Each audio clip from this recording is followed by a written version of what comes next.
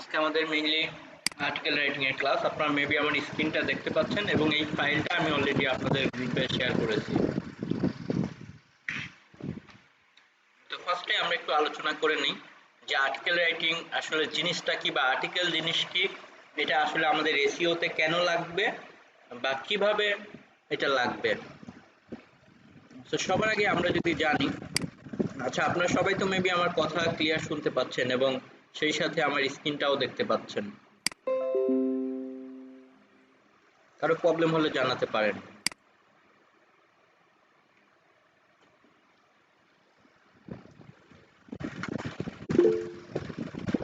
ওকে জি,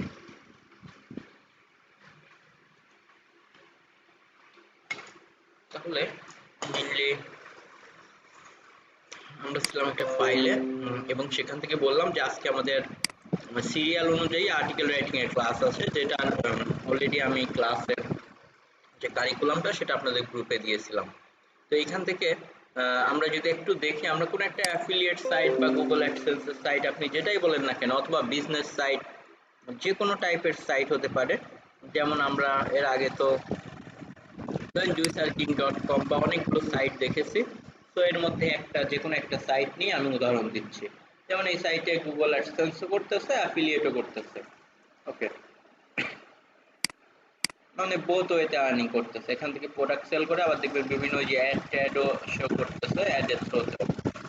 তো এই যে গুগল অ্যাডসেন্স এর অ্যাড, বাকি বাইং কিওয়ার্ডের মধ্যে তো অ্যামাজনের লিংক বসিয়ে। তো এইখানে যে কোনো সাইট তৈরি করার আগে সবার আগে আমাকে একটু কেউ রিপ্লাই দিবেন যে আমি ধরেন একটা ওয়েবসাইট তৈরি করব, হোক সেটা আমার বিজনেস পারপাসে হতে পারে, অ্যামাজন অ্যাফিলিয়েট থেকে আর্নিং করার মাধ্যমে বা অন্য কোনো অ্যাফিলিয়েট সিস্টেম ওর গুগল অ্যাডসেন্স। তো এটা করার জন্য একটু ধারাবাহিকভাবে আমাকে কি কি করতে হবে, মানে শুরু থেকে কোনটার পরে কোনটা করব, কেউ যদি একটু পারেন একটু কাইন্ডলি বলবেন, তাহলে আমাদের একটু ঝালাই হয়ে যাবে আর কি। কারণ পিসের সিকোয়েন্স মনে না রাখলে কিন্তু সামনে আপনার আগানোটা একটু ডিফিকাল্ট, বা কোনটার পরে কোনটা হচ্ছে এটা মনে রাখাটা কিন্তু অনেক বড় একটা ইম্পর্টেন্ট। কারণ আপনি যখন নিজের সাইট বিল্ড আপ করবেন বা কোনো ক্লায়েন্টের থেকে কমপ্লিট সেই কাজ নেবেন, তো কোনটার পরে কোনটা করবেন এটা কিন্তু আপনাকে বুঝতে হবে। যেমন ধরেন আমি তো আগে এক্সপিরিয়েন্স ছিল না, আমি এক্সাম্পল ধরেন একটা ফ্ল্যাট কিনলাম। এখন সেই ফ্ল্যাটে কিন্তু এমন না যে আপনি টাইলস এর কাজ আপনার ইচ্ছা মতো যখন ইচ্ছা করলেন, রঙের কাজ, প্লাম্বিং এর কাজ, বা ধরেন আরো অনেক যে কাজ আছে, এখানে স্টেপ বাই স্টেপ আছে যে কোনটার পরে কোনটা হবে। তো এসইও তেও কিন্তু আমাদের স্টেপ বাই স্টেপ আছে। তো কেউ একজন কাইন্ডলি বলেন যে আমরা কোনটার পরে আসলে কোনটা করতেছিলাম, একদম শুরু থেকে বলেন এসইও।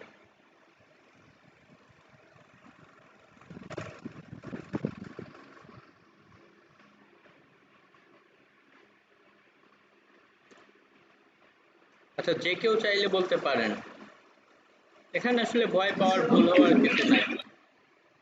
জি বলেন। হ্যালো, স্যার শোনা যাচ্ছে? জি শুনতে পাচ্ছি। স্যার আমাকে প্রথমত কোনো একটা টপিক বেছে নিতে হবে। আমি অ্যাডসেন্স না আমি অ্যাফিলিয়েট না আমি কোনো বিজনেস সাইটে আমি ইনকাম করতে চাই অথবা যেভাবে আমি বিজনেস গ্রো করতে চাই। তো প্রথমে আমাকে একটা নিজ সাইড অথবা আমাকে একটা টপিক বার করে নিতে হবে। জি। সেখান থেকে আমাদের ইজিএস কিওয়ার্ড গুলো বার করতে হবে। হ্যাঁ, ওকে। দেন তারপর আমাদের কম্পারেটিভ অ্যানালাইসিস করতে হবে। জি, কম্পিটিটর অ্যানালাইসিস। জি, আপনাদের এই পর্যন্ত হয়েছে। হ্যাঁ, তো এতটুকুই থাকেন। আমি আরেকবার সবার সুবিধার্থে একটু রিপিট করি। আচ্ছা, তার আগে আমি ফ্যানটা অফ করে দিই, মেবি এটা নয়েজ হচ্ছে।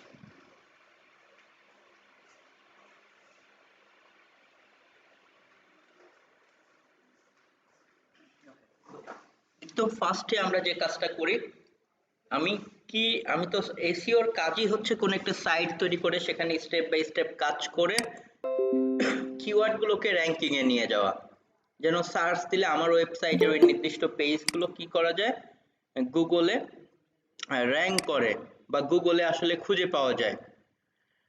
ওকে, সো গুগলে যেন আমরা হচ্ছে মেইনলি সেটাকে খুঁজে পাই।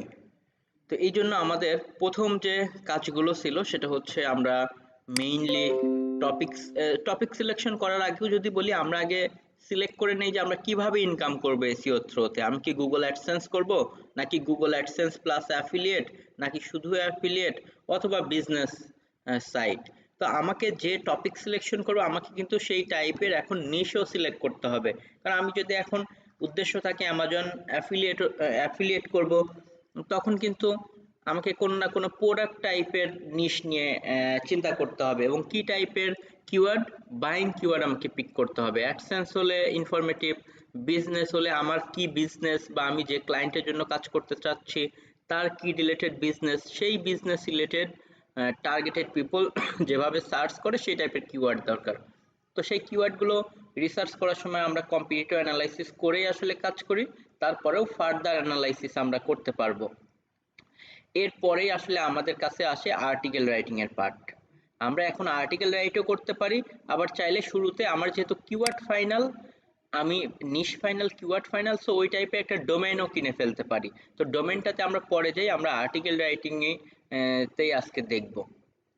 চাইলে কেউ ডোমেইনটাও আগে কিনে ফেলতে পারে, অথবা চাইলে আপনি আর্টিকেল লেখাটাও স্টার্ট করতে পারেন। মানে এইখানে কিন্তু এই দুটো জিনিস একই সাথে করা যায়। আমি পার্সোনালি যদি বলি আমি কিভাবে করি, আমি প্রথম কি পারপাসে কাজ করব সেটা তো আমি জানি যে হ্যাঁ আমি অ্যাফিলিয়েট নিয়ে এই সাইটটা তৈরি করব, অথবা আমি দিলাম যে এদের মতো জুই সার্কিং এর মতো আমি এখানে ইনফরমেটিভ টপিকসও দিব, আবার বাইং কিওয়ার্ড নিয়ে প্রোডাক্ট রিভিউ নিয়ে লিখব। সো কোনো একটা সময় শুরুতে অ্যাফিলিয়েট নিয়ে শুরু করতেছি, পরে ধরেন অ্যাডসেন্সও অ্যাড করে দিব, এভাবে উদ্দেশ্য নিয়ে ধরেন কাজ করতেছি। তো করার সময় কিওয়ার্ড রিসার্চ করলাম, যখনই ভালো কিওয়ার্ড পেয়ে গেলাম কোনো নিশে, তখন তো আমি ডোমেন কিনে ফেলতে পারি, কারণ আমার নিশ ফাইনাল যে আমি জুইসার নিয়ে বা ব্লেন্ডার নিয়ে কাজ করব। তখন আমি সেভাবে করে একটা ডোমেনের নাম কিনে ফেলবো। ডোমেনের নাম কেনার জন্য namecheap.com এরকম আরো অনেক ওয়েবসাইট আছে যেগুলোর সাথে আমরা ডোমেন হোস্টিং কেনার পর্বে গিয়ে আলোচনা করব, এবং দেখে নিব যে আমার সেই নামটা অ্যাভেলেবেল আছে কিনা, এটা কত ডলার আসবে সেগুলো আমরা দেখতে পারবো। এটা মাস্টার কার্ড দিয়ে পেমেন্ট করে, অথবা বাংলাদেশি বিভিন্ন কোম্পানি আছে যেখানে বিকাশ, রকেট এগুলো দিয়েও পারচেস করা যায়। সো আমরা ডোমেইনও ওই সময় পারচেস করতে পারি, এবং সেই সাথে আমাদের ওই কিওয়ার্ডগুলো নিয়ে আর্টিকেল লেখা স্টার্ট করতে হবে। আর আমার সাইট তৈরি করলেই তো সাইটের মধ্যে কন্টেন্ট রাখতে হবে। আপনি যেমন ওই যে বলেছিলাম দোকান দিলে তো দোকানের মধ্যে প্রোডাক্ট আপনাকে রাখতেই হবে। সো এই জন্য আমরা আর্টিকেল লিখতে থাকবো। আচ্ছা জি বলেন। আচ্ছা, আপনি যে একটু আগে বললেন যে ডোমেন কিনার, এটা কি আমার কিওয়ার্ডের নামের সাথে কি ডোমেনে কিনার ডোমেনের নাম মিল থাকতে হবে নাকি কোনো? জি জি, আমরা গত ক্লাসে এটা নিয়ে কিন্তু অনেকটা আলোচনা করেছিলাম। আমাদেরকে যেটা করতে হবে, কখনোই ডিরেক্ট কিওয়ার্ড দিয়ে আবার ডোমেন কেনা যাবে না। আমার কিওয়ার্ড ধরেন এক্সাম্পল বেস্ট মাউন্টেন বাইক, এখন বেস্ট মাউন্টেন বাইক .com এরকম ডোমেন হবে না। ডোমেন হবে example mountain bike guide .com, অথবা বাইক গাইড .com, বা বাইক রিভিউস .com, বা bikefare.com, এভাবে আর কি। ওইটার নামের কাছাকাছি এটা রাখতে পারেন, রাখতে পারলে ভালো। অথবা ওই যে আপনি এখন কাজ করবেন ব্লেন্ডার নিয়ে, আপনি নাম দিলেন হচ্ছে kitchenguide.com, মানে কিচেনের আরো অনেক আইটেম আছে, চাইলে যেন বাকিগুলো নিয়েও কাজ করা যায়, এভাবে আর কি আমরা নাম দিব ওই নিশ রিলেটেড, অথবা একটু ব্রড করে যে ব্লেন্ডার নিচ্ছি আমি, ব্লেন্ডার রিলেটেড ডোমেনের নাম না দিয়ে আমি কিচেন টাইপের, যেন নেক্সট টাইমে ব্লেন্ডার, কফি মেকার আর অন্যান্য জিনিসও অ্যাড করতে পারি। জি বুঝতে পারছেন বিষয়টা। ডোমেন কেনার সময় আমরা কি করব, যদিও ডোমেন কেনার সময় আমরা মানে টোটালি আরো বিস্তারিত আলোচনা করব, কারণ আমরা বলেছি এই দুইটা কাজ আজকে চাইলে ওইটাকেও শুরুতে শুরু করা যায়, আবার আর্টিকেল রাইটিংও করা যায়, বাট আমরা আর্টিকেল রাইটিংটাকেই আগে দেখে নিচ্ছি, ডোমেইনটাকে একটু পরে যাই, কারণ ডোমেইনে গেলে সেখানে অনেকগুলো সিকোয়েন্স কাজ আছে। কারণ ডোমেইন হোস্টিং কিনলেই না, আবার আমরা সাইট তৈরি করব, থিম কাস্টমাইজেশন করব, সাইটে আর্টিকেল পাবলিশ করব। তো এই জন্য আমরা কিছু আর্টিকেল লেখা স্টার্ট করব, এবং এরপরেই ডোমেইন হোস্টিং কিনে নিব, নিয়ে আমরা সেটার মধ্যে কাজ করা শুরু করব, অন পেজের কাজ। ওকে, তো আমরা ফার্স্ট যেটা করলাম, আমাদের কিওয়ার্ড যেহেতু ফাইনাল, কম্পিউটার অ্যানালাইসিস করেছি, তার মানে আমাদের কিওয়ার্ড তো ফাইনাল যে আমরা কি টপিকস নিয়ে কাজ করব। তো এখন সেই সমস্ত কিওয়ার্ড নিয়ে আমাদের আর্টিকেল লেখা স্টার্ট করতে হবে। এই যে প্রতিটা সাইট আমরা যেগুলো দেখি, যেমন এই একটা সাইট juicesearching.com, সে কিন্তু আগে কিওয়ার্ড রিসার্চ করেছে, আগে আর্টিকেল লেখা কোনোভাবেই শুরু করা পসিবল না। হ্যাঁ, এমন পসিবল যে আপনি শুরুতে 10টা কিওয়ার্ড রিসার্চ করেছেন, ওই 10টা কিওয়ার্ড দিয়ে বা 5টা কিওয়ার্ড দিয়ে লিখতেছেন, লিখে পাবলিশ করতেছেন, আপনি আরো কিওয়ার্ড রিসার্চ করতেছেন, আবার সেগুলো নিয়ে আর্টিকেল লিখতেছেন। এভাবেই কিন্তু হয়। পৃথিবীতে কখনোই এভাবে সম্ভব না যে আগে আর্টিকেল লিখবেন পরে কিওয়ার্ড রিসার্চ করবেন, কারণ আর্টিকেল লিখাই হয়তো কিওয়ার্ডের উপর নির্ভর করে। সো ধরেন এখানে যেমন এই যে বিভিন্ন পোস্ট গুলো দেখতে পাচ্ছেন, পোস্ট বা আর্টিকেল যেটাই বলেন, প্রতিটাই কি করা, কোনো না কোনো কিওয়ার্ডের উপর নির্ভর করে আসলে লেখা। ওকে, এই যে যেমন এক্সাম্পল বেস্ট ওয়েট গ্রাস আপনার জুইসার, ধরেন এটা এক্সাম্পল আপনার কি একটা কিওয়ার্ডস। ওকে, এরকম প্রতিটাই হচ্ছে, যেমন বেস্ট ভাইটামিক্স ব্লেন্ডার রিভিউজ। ওকে, বা বেস্ট ভাইটামিক্স ব্লেন্ডার্স, দেখেন এটা কিন্তু একটা কিওয়ার্ড। এই কিওয়ার্ডের উপর ডিপেন্ড করেই কিন্তু ওই পেজটা লেখা হয়েছে। তো যাই হোক, আমাদের এখানে প্রতিটা আসলে বেস্ট ব্লেন্ডার্স ফর স্মুথিজ। ওকে, দেখেন যে এই কিওয়ার্ডের উপর ডিপেন্ড করেই ওই আর্টিকেলটা লেখা হয়েছে। তো আমরা হচ্ছে যে কাজটা করব সেটা হচ্ছে আমাদের এই জন্য আর্টিকেল লেখাটা শিখতে হবে। অনেকেই আছে অনেক থেকে লিখিয়ে নেয়, বাট যদি আমরা বিষয়টা না শিখি তাহলে আসলে আমরা আলটিমেট কি করতে পারবো না, ভালো করতে পারবো না এখানে। কারণ কাউকে দিয়ে লিখায় নিলেও তার থেকে তো বুঝে নিতে হবে যে আসলে রাইটিংটা ঠিক মতো হচ্ছে কিনা। তো আমরা যাই হোক, আর্টিকেল রাইটিং এর আগে আমরা কিছু বিষয় আর্টিকেল সম্পর্কে জেনে নেই, যে একটা ভালো আর্টিকেলের কি কি গুণ থাকে বা কিভাবে লিখবো। আমরা শুরুতে থিওরি, এরপরে যতটা পারা যায় প্র্যাকটিক্যালের দিকে যাব। তো বলা হচ্ছে গ্রেট আর্টিকেল ফিচার্স। আচ্ছা, একটা ভালো আর্টিকেলের কি কি ফিচার থাকে বা কি কি বিষয় সেই আর্টিকেলের মধ্যে থাকলে সেটাকে ভালো আর্টিকেল বলা যায়, সেই টাইপের কিছু বিষয় নিয়ে আগে আমরা আলোচনা করব। তো একদম প্রথমেই আমরা যে কোনো আর্টিকেল লেখার আগে আমাদের তো কিওয়ার্ড লাগবে। যেমন এখানে কিওয়ার্ড হচ্ছে কি বেস্ট ব্লেন্ডার ফর স্মুদি, অথবা এক্সাম্পল ধরেন এদিক থেকে ইনফরমেটিভ টপিকসও হতে পারে বা অন্যান্য টাইপের হতে পারে। জুইসার ভার্সেস ব্লেন্ডার, দেখেন বিভিন্ন, যে what kinds of orange are best for juicing, এভাবে আপনি এটা নিয়ে লিখতে পারেন। এগুলো তো ইনফরমেটিভ, বুঝতেই পারতেছেন। আবার হচ্ছে এইগুলো হচ্ছে কিছু আছে যে বাইং, যেগুলো বেস্ট টেস্ট, যে বেস্ট আপনার ভাইটামিক্স ব্লেন্ডার, তার মানে এখানে শুধু 8টা ভাইটামিক্স ব্লেন্ডার নিয়ে কথা বলা হচ্ছে, বা আপনি 3টা নিয়ে 5টা নিয়ে ভাই বলতে পারেন। আবার যেখানে বেস্ট আপনার কোন একটা ব্র্যান্ড নিয়ে বলবে, তখন সেই ব্র্যান্ডের মধ্যে আবার একটা ভার্সেস আর একটা হলে দুইটাকে কম্পারিজন করতে হবে। আবার এদিকে যদি এমন হয়, আমরা এক্সাম্পল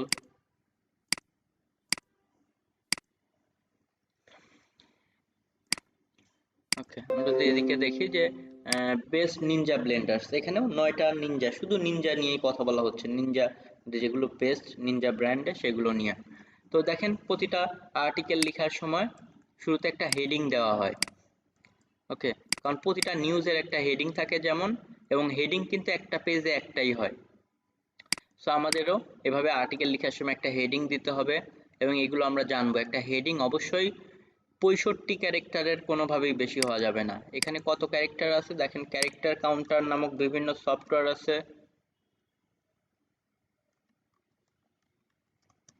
ক্যারেক্টার কাউন্ট বিভিন্ন সফটওয়্যার আছে, যে সফটওয়্যারগুলোতে গিয়ে আমরা কোনো একটা লেখার, দেখেন এটা হচ্ছে 44 ক্যারেক্টার্স।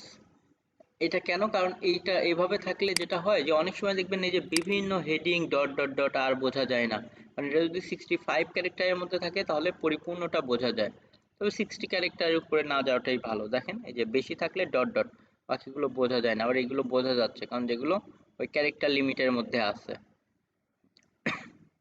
ওকে, তো আমরা প্রথমে যেটা বললাম যে কোনো একটা রাইটিং এর অবশ্যই একটা হেডিং থাকবে, কারণ এগুলো আপনাদের আইডিয়া নেওয়ার জন্য আগে আমি একটু পরিচয় করিয়ে দিচ্ছি। এরপরে হচ্ছে দেখবেন সেইটার কিছুটা ইন্ট্রোডাকশন থাকবে। ইন্ট্রোডাকশন থাকার পরে দেন একটা sub heading.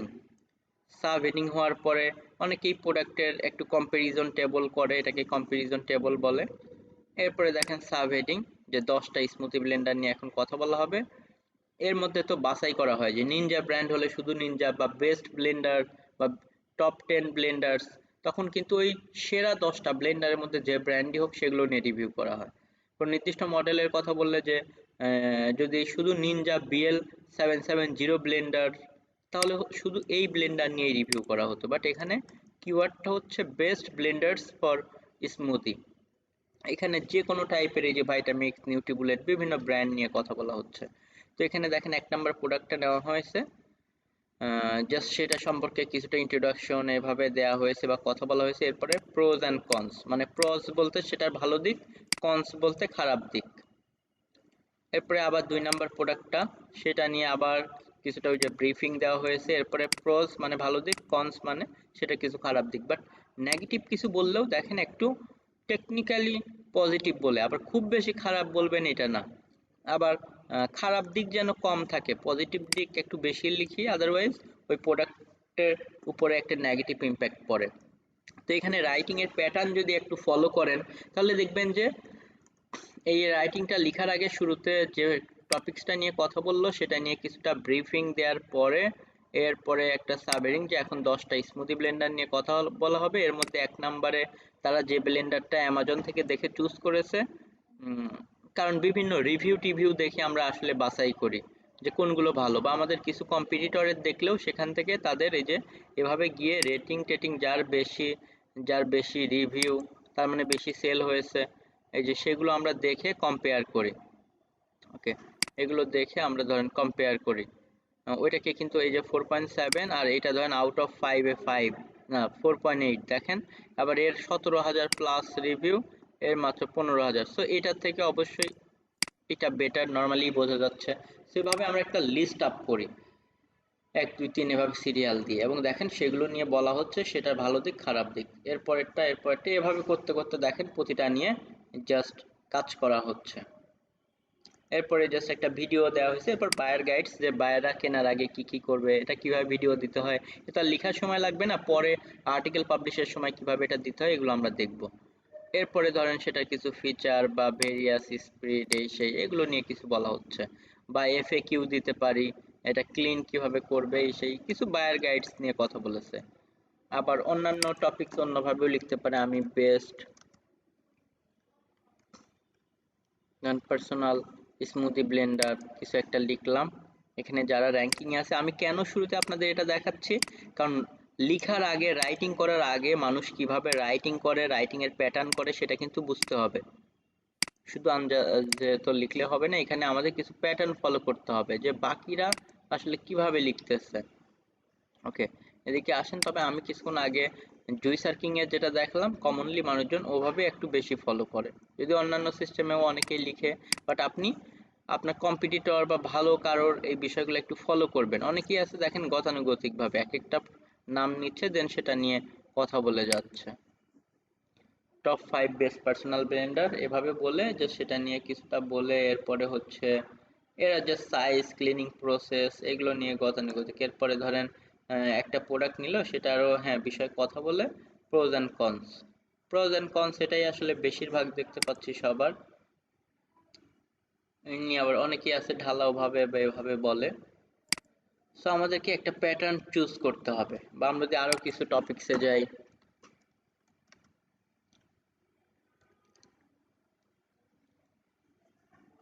Best for floor, আমি এই কিওয়ার্ডে গেলাম,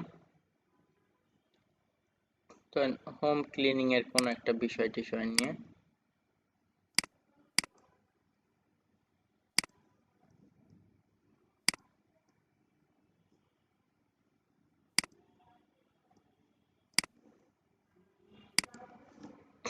এটা হেডিং দিচ্ছে, এরপরে সেটা সম্পর্কে ইন্ট্রোডাকশন, এরপরে এই যে এক একটা প্রোডাক্ট নিচ্ছে সেটা নিয়ে কিছু কথা বললে, তার স্পেসিফিকেশন, তার আরো কিছু বিষয়, রিজন টু অ্যাভয়েড, বাট কি কি বেনিফিটস আছে, তারপরে এই যে এভাবে পয়েন্ট দিয়ে দিয়ে দেখেন লিখতেছে। সো প্রতিটা আর্টিকেলের কিন্তু একটা কি থাকে, নিজস্ব সবার স্টাইল থাকে, এবং যে স্টাইলটা তারা ফলো করে দেখবেন প্রতিটাতেই সেম ভাবে ওভাবে ফলো করতেছে। এখানে আবার এই যে সে প্রোজ এন্ড কনসটাকে এভাবে বলছে, মানে তার পজিটিভ পয়েন্টস আবার নেগেটিভ বা উইকনেস পয়েন্ট এভাবে নিয়ে দেখেন বলতেছে। আবার সেকেন্ডটাতেও দেখবেন সেম এভাবেই বলবে। তো আমরা এভাবে দেখে দেখে কি করতে পারি, আমাদের কিছু প্রোডাক্টের রিভিউ লেখার কনসেপ্ট নিতে পারি। এর আবার দেখেন প্রোজ এন্ড কনসও দিয়েছে, কিছু কমন কোশ্চেন্স টোশ্চেন্স এগুলো দিয়েছে। তো আমাদেরকে এভাবে কি করতে হবে, আইডিয়া জেনারেট করতে হবে শুরুতে, দেখে যে একটা মানুষের স্টাইলগুলো কি হয়, কারণ স্টাইলটা আমাদের ফলো করতে হবে। এটা হচ্ছে কমন জিনিস। কারণ যে ভালো রাইটার হওয়ার আগে ভালো রিডার একটু হতে হয়। কারণ আমার যারা কম্পিটিটর, যারা ভালো করতেছে, তাদেরকে একটু ফলো করব, তাদের রাইটিং স্টাইল প্যাটার্নটা। ওকে, এটা হচ্ছে একটা কমন কথা, এটা গেল। দেন এরপরে যদি আমরা আসি, তাহলে যে বিষয়টা এখন দাঁড়াবে সেটা হচ্ছে আমরা এখন আমাদের মূল পার্টে যাই। এবং যে কোনো টপিকস নিয়ে আমরা লিখতে হলে অ্যামাজন বা গুগল অ্যাডসেন্সের জন্য আপনারা জানেন, কোনোভাবেই কপি করা কন্টেন্ট নিয়ে কিন্তু সাইটে পাবলিশ করা যাবে না। এতে উল্টা তো আপনি র্যাঙ্কিংয়ে যেতে পারবেনই না, পেনাল্টি খেতে পারেন। সো আমরা যেটা করব, আমরা কন্টেন্ট লেখার সময় অবশ্যই কেউ কোনো টপিকসে এক্সপার্ট হই না। ব্লেন্ডার নিয়ে কাজ করার আগে আমি কিন্তু ব্লেন্ডার নিয়ে জানি, মাস্টার, মেকানিক্যাল ইঞ্জিনিয়ার এমন কিন্তু না। কি করতে হয়েছে, কয়েকটা সাইট ভালো করে পড়তে হয়েছে, পড়ে নিজের মতো করে, মানে একটু রিসার্চ করে দেন নিজের মতো করে লিখা। এটাই আসলে আর্টিকেল রাইটিং। কারণ যারা দেখবেন আর্টিকেল রাইটার, তাদেরকে আপনি যে কিওয়ার্ড দিবেন সে সেই কিওয়ার্ড নিয়েই লিখতে পারবে। কারণ সবাই কি করে, স্টাডি করে বা একটু রিসার্চ করে, সেভাবে করে দেন লেখা শুরু করা হয়।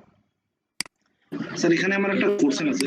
জি বলেন। স্যার কোশ্চেনটা হচ্ছে যে যারা আর্টিকেল লেখে মানে নিয়ে লিখতেছে, কিন্তু আইডিয়াটা ভালো দিক খারাপ দিক এই জিনিসগুলো থেকে পায় বা কিরকম করে উনি আমার স্টাইলে লিখে। আচ্ছা, একটা মিনিট, আপনার কথাটা অনেক ভাঙা ভাঙা আসতেছিল, দাঁড়ান একটা মিনিট।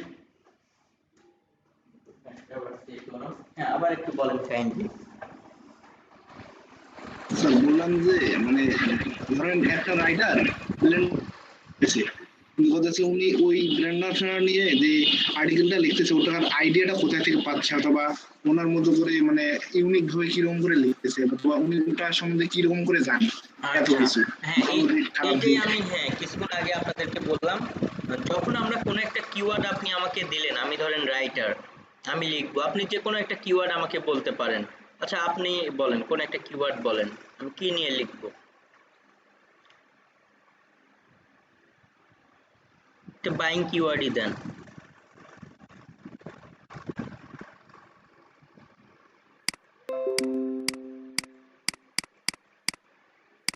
যে কোনো একটা বলেন, যে কেউ বলতে পারেন।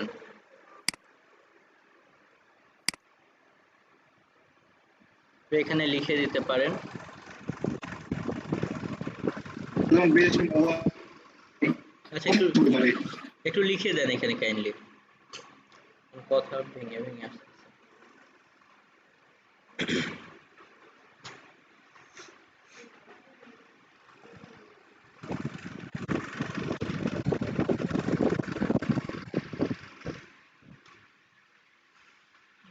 আমি ধরেন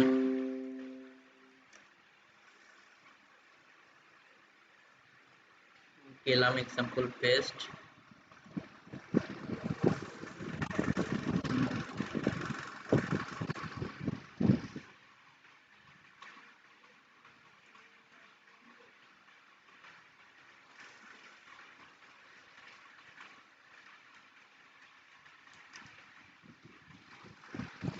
আমার কিওয়ার্ডটা হচ্ছে এক্সাম্পল বেস্ট কিচেন নাইফস।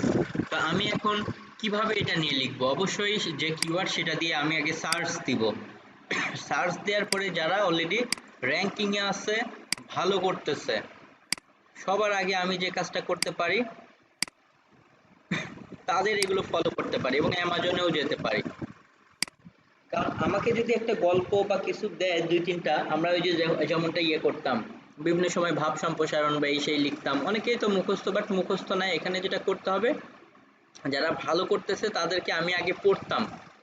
ওকে, সবার আগে যারা ভালো রাইটার, এরা দেখবেন আগে এভাবে পড়ে, জাস্ট কিছু বিষয়গুলো ওর এখান থেকে পড়ে দেখে যে কোনটা বেশি ভালো লাগে। ওকে, পড়ার পরে, কারণ শুরুতে তো ইন্ট্রোডাকশন দিতে হবে, সব সাইটেই দেখবেন শুরুতে কি আগে ইন্ট্রোডাকশন থাকবে। তো পড়ার পরে দেখেন এক একজন এক একভাবে স্টার্ট করেছে। এবং এখানে যদি আমি যে এক দুই তিনটা বা পাঁচটা যে বেস্ট 5 নাইফস নিয়ে লিখবো, সেই নাইফসগুলো যখন আমি সিলেক্ট করব, কিচেন নাইফসগুলো, তখন আমি ধরেন সেগুলো থেকে তো গুগল থেকেও সার্চ করে জানতে পারবো, ইভেন অ্যামাজনে গিয়েও কিন্তু এই যে এদিক থেকে তাদের প্রোডাক্টের আইটেমের বিষয় নিয়ে, সেটা কত ইয়ে স্টিলনেস স্টিল নাকি কত ইঞ্চি পুরু, এই সেই দেখেন অনেক বেশি বিষয় আমি টেকনিক্যাল বিষয়গুলো জানলাম। ইভেন যে কোম্পানির চাকু সেই কোম্পানিতে গেলেও আরও ইনফরমেশন পাওয়া যাবে। সো এখান থেকে আমরা ইনফরমেশনগুলো কালেক্ট করে দেন আসলে লেখা স্টার্ট করি। ধরেন এই সাইটটা হচ্ছে তারা এভাবে শুরু করেছে, আমি এভাবে শুরু করতে পারি।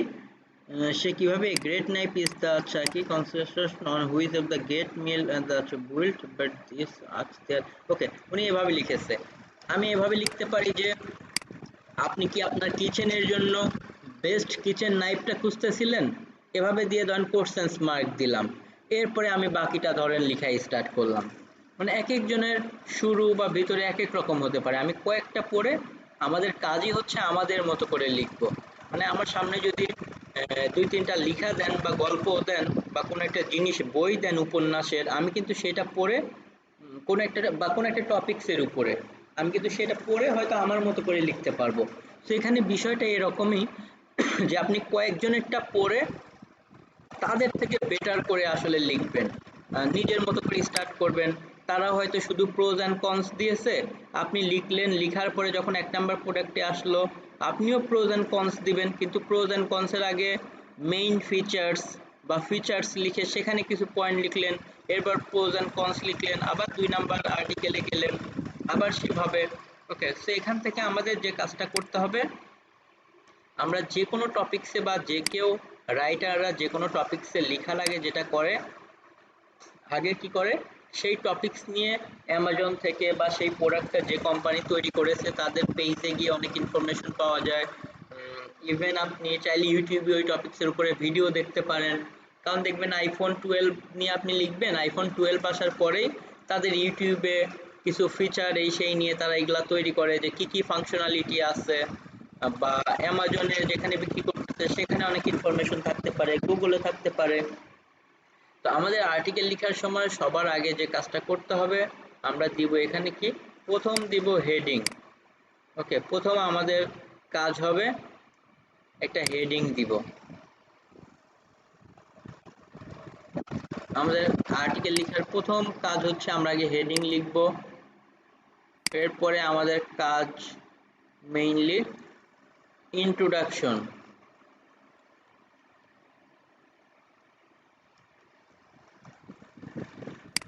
ইন্ট্রোডাকশন লিখবো আমরা।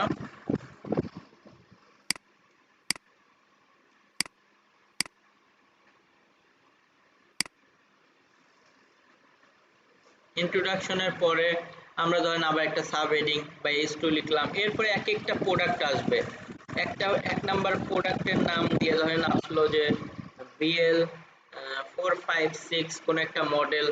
এখন সেটা নিয়ে আমরা প্রথমে ইন্ট্রোডাকশন দিতে পারি।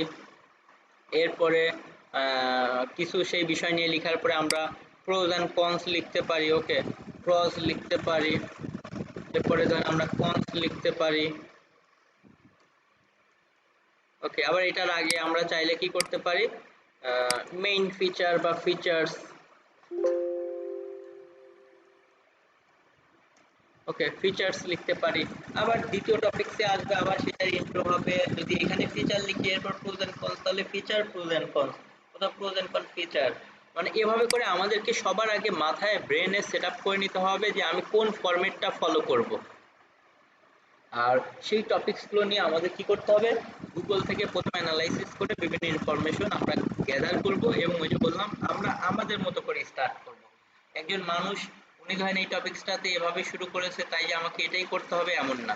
আমি যেমন বললাম যে আপনি কি আপনার কিচেনের জন্য একটা বেস্ট নাইফ চাচ্ছিলেন যেটা দিয়ে আপনি কমফোর্টলি হয়তো কোনো বিশেষ কারণে হলে সেই কারণটাকে উল্লেখ করব, আদারওয়াইজ রান্না বান্না করার জন্য এই সেই বা কাটাকাটি করার জন্য যেটা হবে এভাবে আমরা উপস্থাপন করব। প্রতিটা টপিকসে দেখবেন কিন্তু এভাবেই আসলে শুরু হয়। ধরেন এখানে কথা হচ্ছে 10 best blender for smoothie making. Okay, বলছে it doesn't matter if you have any এই যে দেখেন yourself healthy sick and jack of the pro, দেখেন সে এভাবে শুরু করেছে।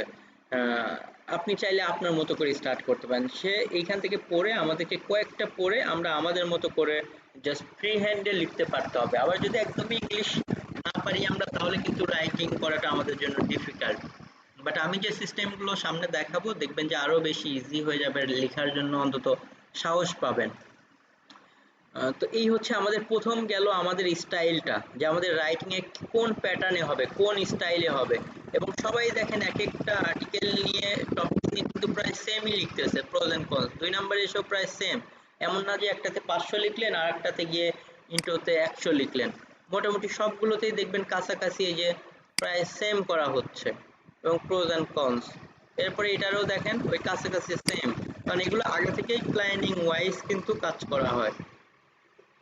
তো আমরা আগে এভাবে করে কি করে নিব, একটা স্কেচ করে নেব। আমি যেভাবে পেইন্ট টুলে গেলাম, যে প্রথম হেডিং হবে, এরপর ইন্ট্রো হবে, এরপর তার কিছু ইন্ট্রোডাকশন হওয়ার পরে সাব হেডিং হবে, এরপর 1 নাম্বার প্রোডাক্ট আসবে, সেটা নিয়ে কথা বলবো, প্রোজ এন্ড কনস অথবা প্রোজ এন্ড কনস এর উপরে ফিচার্স, এরপর 2 নাম্বার প্রোডাক্ট, আবার সেম সেম, লাস্টে গিয়ে কনক্লুশন দিব। আর কনক্লুশনের আগে আমরা চাইলে এফএকিউ, কিছু ফ্রিকোয়েন্টলি আস্কড কোশ্চেনস নিয়েও কাজ করতে পারি, বায়ার গাইডস নিয়েও, বায়ার গাইডস বা বাইং গাইড নিয়ে কাজ করতে পারি। ওকে, যেগুলো আমার প্যাটার্নে আমি ঠিক করব সেভাবে। তো এগুলো গেল হচ্ছে আমাদের কমন লিখার আগের যে বিষয়গুলো, কিভাবে রিসোর্স কালেক্ট করব বা লিখার জন্য কিভাবে প্যাটার্ন রেডি করব। এখন লিখার মধ্যে আরো কিছু বিষয় আমরা একটু জেনে নিতে পারি, যে এই জিনিসগুলো আমাদের রাইটিং এর মধ্যে একটু কি করতে হবে, ফলো করতে হবে। তো প্রথমেই যেটা আছে সেটা হচ্ছে আস্ক কোশ্চেনস, মানে আমরা ওই যে শুরু করাটা আমরা কোনো কোশ্চেনস দিয়ে বা কোনো কোশ্চেনস আস্ক করেও আমাদের বিগিনিং বা শুরুটা শুরু করতে পারি। যে ওই যে বললাম, আপনি কি আপনার কিচেনের জন্য বেস্ট নাইফ চাচ্ছিলেন, যেটা আপনাকে আপনার রান্না বান্নার কাজে কাটাকাটি করতে অনেক হেল্প করবে। অথবা এভাবে দিলাম যে রান্না বান্নার কাজটা স্বাভাবিকভাবেই অনেক কঠিন, বাট যদি একটা কিচেনে অনেক সুন্দর নাইফ থাকে তাহলে আপনার কাটাকাটির ঝামেলাটা অনেকটাই আপনাকে কমিয়ে দিতে পারে। দেখেন এভাবে জাস্ট শুরু করতে হবে। অথবা আরো অনেকভাবেই শুরু করা যায়। যে আপনার রান্না বান্নার ক্ষেত্রে সব থেকে যে বিষয়টা ইম্পর্টেন্ট সেটা হচ্ছে আপনার প্রয়োজনীয় জিনিসগুলোকে স্লাইসিং করে নেওয়া। এভাবে করে এক একজন এক একভাবে শুরু করতে পারে। তো আপনি চাইলে কোনো একটা কোশ্চেন্স আস্ক করেও শুরু করতে পারেন, এতে সবার মাইন্ডটা আসলে যে রাইট করে সেটার উপরে ব্যাক করে, বা এটা আসলে ক্যাচি হয়, যার কারণে সবার মাথার মধ্যে একটা হিট করে। তো আমরা যে কোনো আর্টিকেলের শুরুটা বিগিনিং এ কোনো একটা কোশ্চেন্স আস্ক করে স্টার্ট করতে পারি। এরপরে আমরা ইম্পর্টেন্ট পয়েন্টগুলোকে বিভিন্নভাবে বুলেট পয়েন্টস করতে পারি। বুলেট পয়েন্ট বলতে যেমন এই যে সেটা টিক মার্ক হতে পারে, এভাবে নাম্বার হতে পারে। দেখেন ইম্পর্টেন্ট কথাগুলোকে একটু কি করা হচ্ছে, bullet points, pros and cons, বা অন্যান্য আর্টিকেলেও যদি আমরা যাই দেখবেন এই যে বুলেট পয়েন্ট ইম্পর্টেন্ট কথাগুলোকে, এই যে কি ফিচার্স, এগুলোকে একটু বুলেট পয়েন্ট করা হয়েছে। এই যে পয়েন্ট মানে এগুলোকেই বুলেট পয়েন্ট বলা হচ্ছে। সেই ইম্পর্টেন্ট কথাগুলোকে আমরা নাম্বার বা এভাবে ফুল স্টপ বা স্টার মার্ক, হ্যাশ, বিভিন্নভাবে বুলেট পয়েন্টস করতে পারি। এতে ওই ইম্পর্টেন্ট বিষয়গুলো রিডারের চোখে বেশি পড়ে, বা তারা খুব ইজিলি পড়তে পারে বিষয়টা, মানে বোরিং হয় না। দেখবেন যে আমরা ছোটবেলায় যখন স্কুলে পড়াশোনা করতাম, ওই কোশ্চেন্সগুলো আমাদের বা আনসারগুলো ভালো মনে থাকতো যেগুলো পয়েন্ট আকারে লেখা, আর যেগুলো ধারাবাহিকভাবে একটু লেখা, ওইগুলো দেখতেন আমাদের এত বেশি মনে থাকতো না। সো আমাদের রাইটিংটাও এত সুন্দর ইজি করে লিখতে হবে যেন আমাদের রিডাররা পড়ে বুঝতে পারে। এরপরে 3 নাম্বার পয়েন্ট হচ্ছে আমাদের রাইটিং করার সময় আমাদের অ্যাক্টিভ ভয়েসটা একটু বেশি ইউজ করতে হবে। গ্রামারে আমরা জানি যে অ্যাক্টিভ ভয়েসের বিষয় আছে, প্যাসিভ ভয়েস আছে। তো আমাদেরকে অ্যাক্টিভ ভয়েসের দিকে একটু খেয়াল করতে হবে। আমরা অ্যাক্টিভ ভয়েসটাকে একটু বেশি ইউজ করব। প্যাসিভ ভয়েস ইউজ করব না এমন না, বাট ওই যে আমরা প্রত্যক্ষ এবং পরোক্ষ বাক্য যেগুলো আমরা জানি, so active voice, passive voice যদি খুব বেশি দরকার হয় আমরা ইউজ করতে পারি। সো অ্যাক্টিভ ভয়েসটা আমাদের বেশি সেন্টেন্সে ইউজ করার চেষ্টা করতে হবে। এরপর eliminate whistle words like generally and most, মানে এখানে বলা হচ্ছে যে হুইসেল ওয়ার্ডসগুলো আমরা একটু কম ইউজ করব। হুইসেল ওয়ার্ডস কি? হুইসেল ওয়ার্ড হচ্ছে দেখবেন অনেকেই কথা বলতে গেলে কোনো একটা কথাকে বারবার রিপিট করে। যে ধরেন আজকে আমি কি করছি তুমি জানো, আজকে আমি এটা করছি তুমি জানো, এই যে তুমি জানো বারবার বা ধরেন দেখবেন ইংলিশে কথা বলতে গেলে অনেকেই আছে প্রতিটা সেন্টেন্সের পরেই শুধু দেখবেন বাট হোয়াই, মানে একটা সেন্টেন্স বলবে এরপরে বলবে বাট হোয়াই, বা জেনারেলি, বা আরেকটা কথা বলবে জেনারেলি। মানে এই যে এই টাইপের কথাগুলো আননেসেসারি কথা, যেগুলো ওই সেন্টেন্সে দরকার নাই, বাট ইউজ করার কারণে রিডাররা অনেক সময় বিরক্ত হতে পারে। সেই জন্য আমাদের রাইটিং এর সময় এই টাইপের কিছু কমন যে ওয়ার্ডগুলো, যেগুলো গুগলে আপনি হুইসেল ওয়ার্ড লিস্ট লিখে সার্চ দিলেই পেয়ে যাবেন, তো এই টাইপের কমন কথা যেগুলো অনেকেই দেখবেন রিপিট করে, এই জিনিসগুলো যেন আমাদের আর্টিকেলের মধ্যে না হয় এটা খেয়াল রাখতে হবে, কারণ এতে অনেকেই রিডাররা কি হয়, বিরক্ত হয়। এরপর আমাদেরকে ইউজ করতে হবে আই, উই অ্যান্ড ইউ, মানে আমাদের রাইটিং এর মধ্যে আই, উই অ্যান্ড ইউ এই তিনটা ওয়ার্ডকে একটু বেশি ইউজ করতে হবে। কেন? সম্বোধন করার ক্ষেত্রে। এতে যে পড়বে আর আমরা যারা লিখেছি এদের মধ্যে দেখবেন যে একটা বন্ডিং ক্রিয়েট হবে যখন আমার রিডার আর্টিকেলটা পড়বে। যখন আমি বলবো যে আমি এভাবে কাজ করেছি জন্য আমি সফল হয়েছি, বা আমি এটাকে এইভাবে করি, তুমি চাইলে এভাবে করতে পারো, তখন মনে করবে যে আর্টিকেলটা মেবি তার জন্যই লেখা হয়েছে, সে যখন এটাকে পড়বে। সেই জন্য আমাদের এদিকে আই, উই অ্যান্ড ইউ এই টাইপের ওয়ার্ডগুলোকে ইউজ করাটা বেটার। এরপর অবশ্যই আমরা আমাদের রাইটিং এর মধ্যে কিছু এক্সাম্পল দেওয়ার চেষ্টা করব। এক্সাম্পলস জানেন যে দিলে যে কেউ কোনো একটা বিষয় যদি ক্লিয়ার হতে না পারে, এক্সাম্পল দিলে তারা সেই বিষয়টাতে ক্লিয়ার হতে পারে। তো আমরা চেষ্টা করব এক্সাম্পল দেয়া। দেখবেন অনেকেই ক্লাসের মধ্যে আমরা অনেক সময় অনেক টাইপের এক্সাম্পল দেই, এতে আপনারা আশা করি ওই বিষয়টা একটু ভালো করে বুঝতে পারেন। তো আমরা আমাদের রাইটিং এর মধ্যেও যেখানে মনে করব যে এক্সাম্পল দেওয়ার প্রয়োজন আছে, তো সেখানে এক্সাম্পলস দিব, এতে আমাদের রিডাররা বিষয়টা আরো ভালো মতো বুঝতে পারবে। এরপরে যেটা ইউজ শর্ট সেন্টেন্স। অনেকেই মনে করে আমরা তো লিখতেছি ইউএস এর জন্য বা ইংলিশে লিখতেছি, আমাদের মেবি ওয়ার্ডগুলো অনেক হার্ড না হলে মেবি রাইটিং হবে না। বিষয়টা কিন্তু টোটালি ভুল। আমাদের রাইট করতে হবে আরো ইউজার রিডেবিলিটি মাথায় রেখে। আচ্ছা, একটা মিনিট। ইউজার রিডেবিলিটিটা কি? ইউজার রিডেবিলিটি হচ্ছে মেইনলি যে যেন তারা আমার এই লেখাটা পড়ে বুঝতে পারে আলটিমেট। কারণ আমরা যদি একটু দেখি, কারণ স্বাভাবিকভাবে সহজভাবে লিখলে সেই রাইটিংগুলো একজন রিডারের পড়ে বুঝতে অনেক ইজি হয়। তো কোনো একটা জিনিসকে অনেক দেখবেন শর্ট সেন্টেন্স বা সহজেও বলা যায়, অনেকেও আবার এটাকে কি করে ফেলে, অনেক কমপ্লেক্স করে ফেলে। তো আমরা চেষ্টা করব ওই যে ইউজ শর্ট সেন্টেন্স, আমরা আমাদের রাইটিংগুলোর ক্ষেত্রে একটু শর্ট সেন্টেন্সে বা শর্ট সেন্টেন্স ইউজ করার চেষ্টা করব। এতে এই যে ভেঙে ভেঙে যে শর্ট সেন্টেন্সে বললে বিষয়টা ক্লিয়ারলি বুঝে। অনেকে আবার দেখবেন যে পুরো একটা প্যারাই দেখবেন একটা সেন্টেন্স, বাট এরকম করলে রিডারদের অনেক সময় পড়ে বুঝতে প্রবলেম হয়। তো এই জন্য বলা হচ্ছে যে ইউজ শর্ট সেন্টেন্স। আমরা হচ্ছে মেইনলি কি করব, আমাদের রাইটিংগুলোর মধ্যে শর্ট সেন্টেন্সে আমরা ইউজ করার চেষ্টা করব। এতে রিডাররা আমাদের রাইটিংটা পড়ে ক্লিয়ারলি বুঝতে পারবে বিষয়গুলো।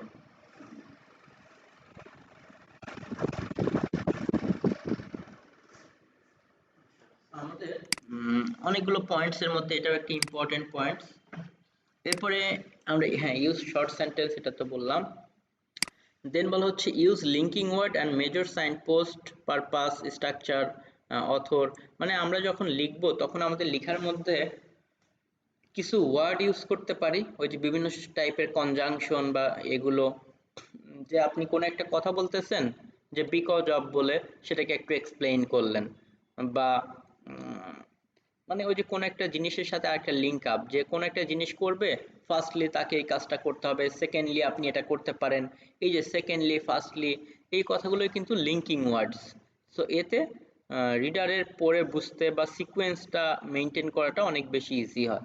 সো আমরা রাইটিং এর মধ্যে এই টাইপের লিঙ্কিং ওয়ার্ডগুলো ইউজ করতে পারি।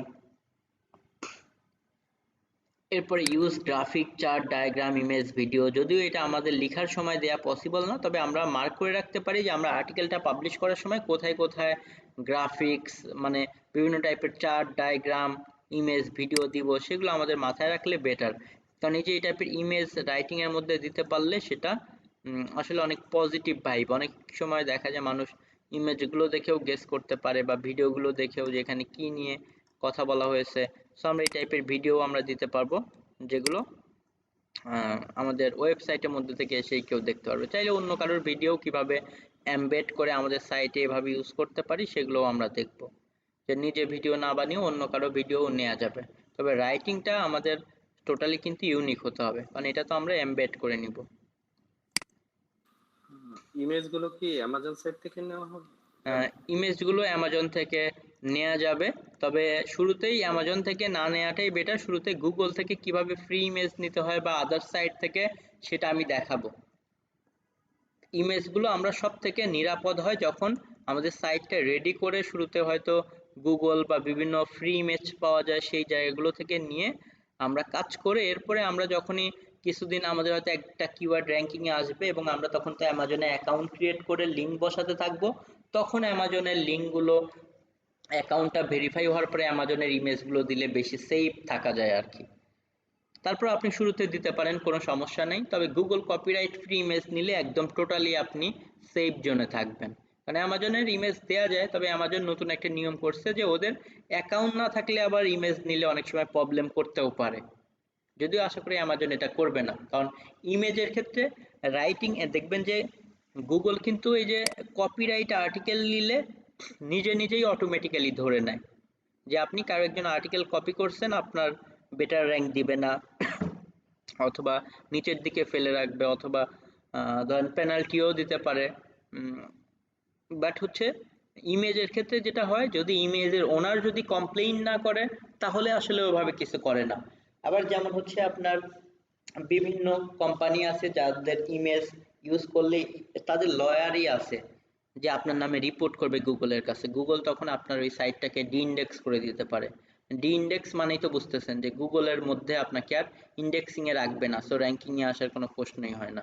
সেই জন্য সেফ জোনে থাকার জন্য আমরা গুগল থেকে ফ্রি ইমেজ টিমেজ বা ক্রিয়েটিভ কমন, যেগুলো যে কেউ নিতে পারবে, এমন ইমেজ নিয়ে ইউজ করতে পারি। পরে অ্যামাজনে অ্যাকাউন্ট খোলার পরে আমরা পরে অ্যামাজনের ভিতর থেকে এই ইমেজগুলো নিয়ে আসতে পারি। তখন শুধুমাত্র কোড নিয়ে এসে বসালেই ইমেজ অটো চলে আসবে, ইমেজ ডাউনলোডও করতে হবে না, এতটাই ইজি। ওকে, তো ইমেজ টিমেজ কিভাবে নিতে হয় পাবলিশ করার সময় ভিডিও, আমরা সেগুলো নিয়ে তো ডিটেলস কথা বলবো। তবে আজকের ক্লাসটা আমাদের কি, জাস্ট একটা আর্টিকেল যেভাবে থাকে, আমি যদি আমার এই দিক থেকে পিসি থেকে যে কোনো একটা আর্টিকেলকে ওপেন করি,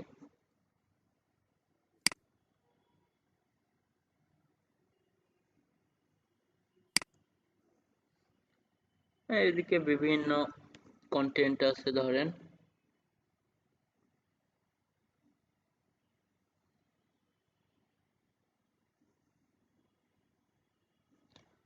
এগুলো আর্টিকেলই, এর থেকে কোনো একটা আর্টিকেলই ওপেন করি, দেখেন how to manage alliance your remote team. Okay, ধরেন এভাবে, এটা অবশ্যই ইনফরমেটিভ, যে বিভিন্ন পয়েন্ট দিয়ে শুরুতে কিন্তু আর্টিকেলটি এরকম থাকে ওয়ার্ড ফাইলে কনক্লুশন দিয়ে দেখেন লিখা, পরে কিন্তু সেটাকে আমরা সুন্দর করে করে ইমেজ টিমেজ ভিডিও দিয়ে সাইটে পাবলিশ করি। তো শুরুতে আমরা এই কন্টেন্ট রাইটিংটা নিয়ে বলতেছিলাম যে আমাদের এভাবে হেডিং থাকবে, আবার এটা তো ইনফরমেটিভ টাইপের। আর যদি এক্সাম্পল বাইং কিওয়ার্ড হয়, তখন বাইং এ কিভাবে হবে আমরা একটু দেখি। বাইং টাইপের কিওয়ার্ডে কোনো একটা কিওয়ার্ড আমাদেরকে দিল, আমরা সেটা নিয়ে অ্যানালাইসিস করার পরে ধরেন লিখলাম, আচ্ছা আমি আমার কোনো একজন রাইটারের কোনো একটা কি ওপেন করি,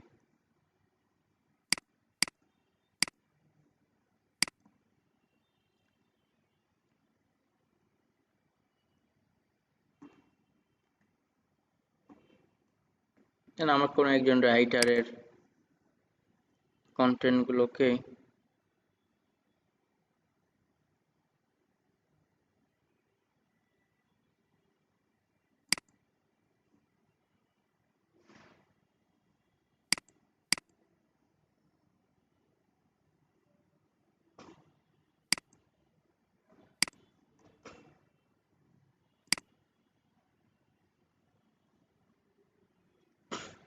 আমার অনেক আর্টিকেল রাইটার আছে, এর মধ্যে দু একজনের কিছু দেখাই, তাহলে একটু আপনাদের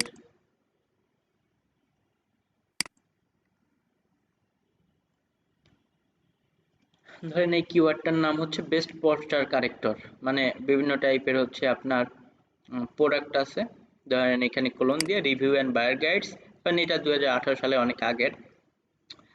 তো এই জন্য এটা আমরা বছর বছর তো আপডেট করি। তো এরপরে দেখেন সেটা নিয়ে একটা ইন্ট্রোডাকশন, এরপরে চাইলে ওই যে প্রোডাক্টের চার্ট বলেছিলাম সেটা নিয়েও আপনি একটা করতে পারেন। এরপরে এক্সাম্পল জাস্ট 1 নাম্বার প্রোডাক্টটা, এই যে প্রোডাক্টের লিঙ্কও কিন্তু এখানে দেওয়া আছে, কারণ আমি তো সেভাবে করে সিলেক্ট করে দিতে হয় যে এটা 1 নাম্বার প্রোডাক্ট হবে।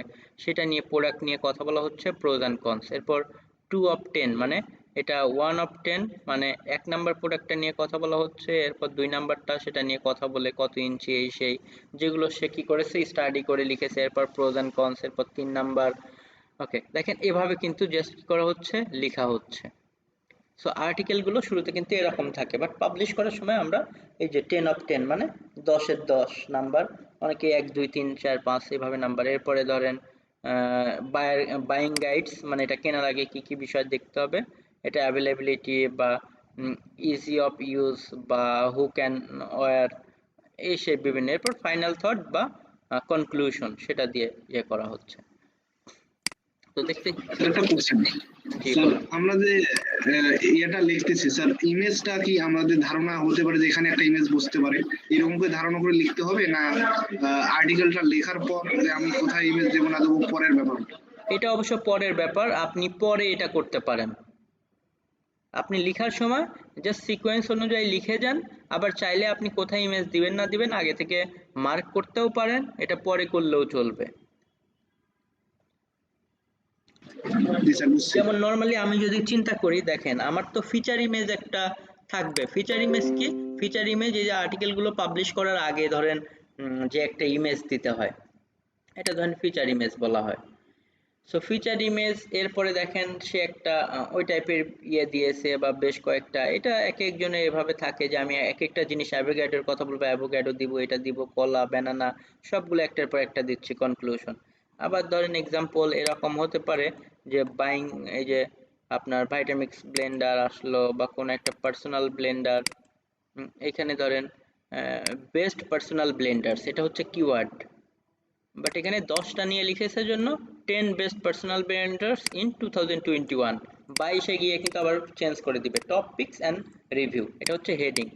হেডিং এর পরে ধরেন ইন্ট্রোতে সে একটা প্রথম ইমেজ দিয়েছে, সে ইন্ট্রোডাকশনটা এভাবে লিখেছে, the blender has been a step as a appliance in the kitchen across the planet of many years, মানে এভাবে শুরু করছে সে যে একটা ব্লেন্ডার একটা কিচেনের জন্য অনেক বড় একটা জিনিস, যেটা অনেক বছর ধরে চলে আসতেছে এই সেই। দেখেন এক একজন এক একভাবে শুরু করতে পারে।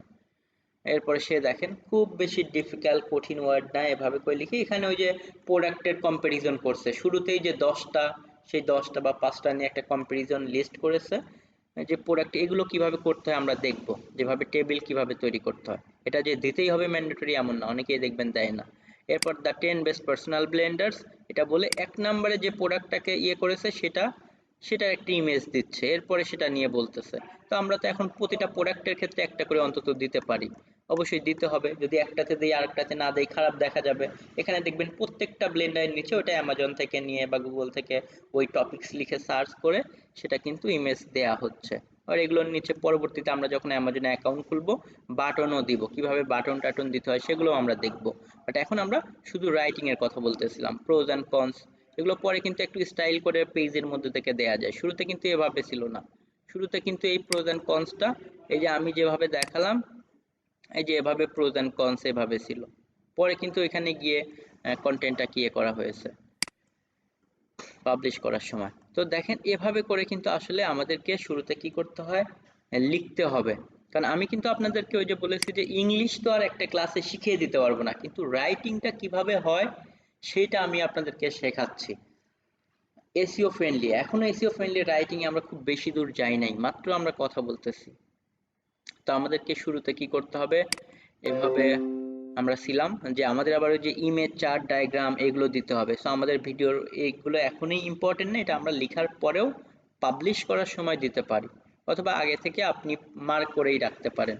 যেমন কমনলি ইমেজ দেওয়ার ক্ষেত্রে আপনাকে প্রতিটা প্রোডাক্টের নিচে ওই প্রোডাক্টের ইমেজ দিতে পারেন, উপরে একটা দিতে পারেন, আর লাস্টের দিকে গিয়ে হয়তো একটা বাইং গাইডস টাইডস এগুলোর দিকে একটা ভিডিও দিতে পারেন সর্বোচ্চ।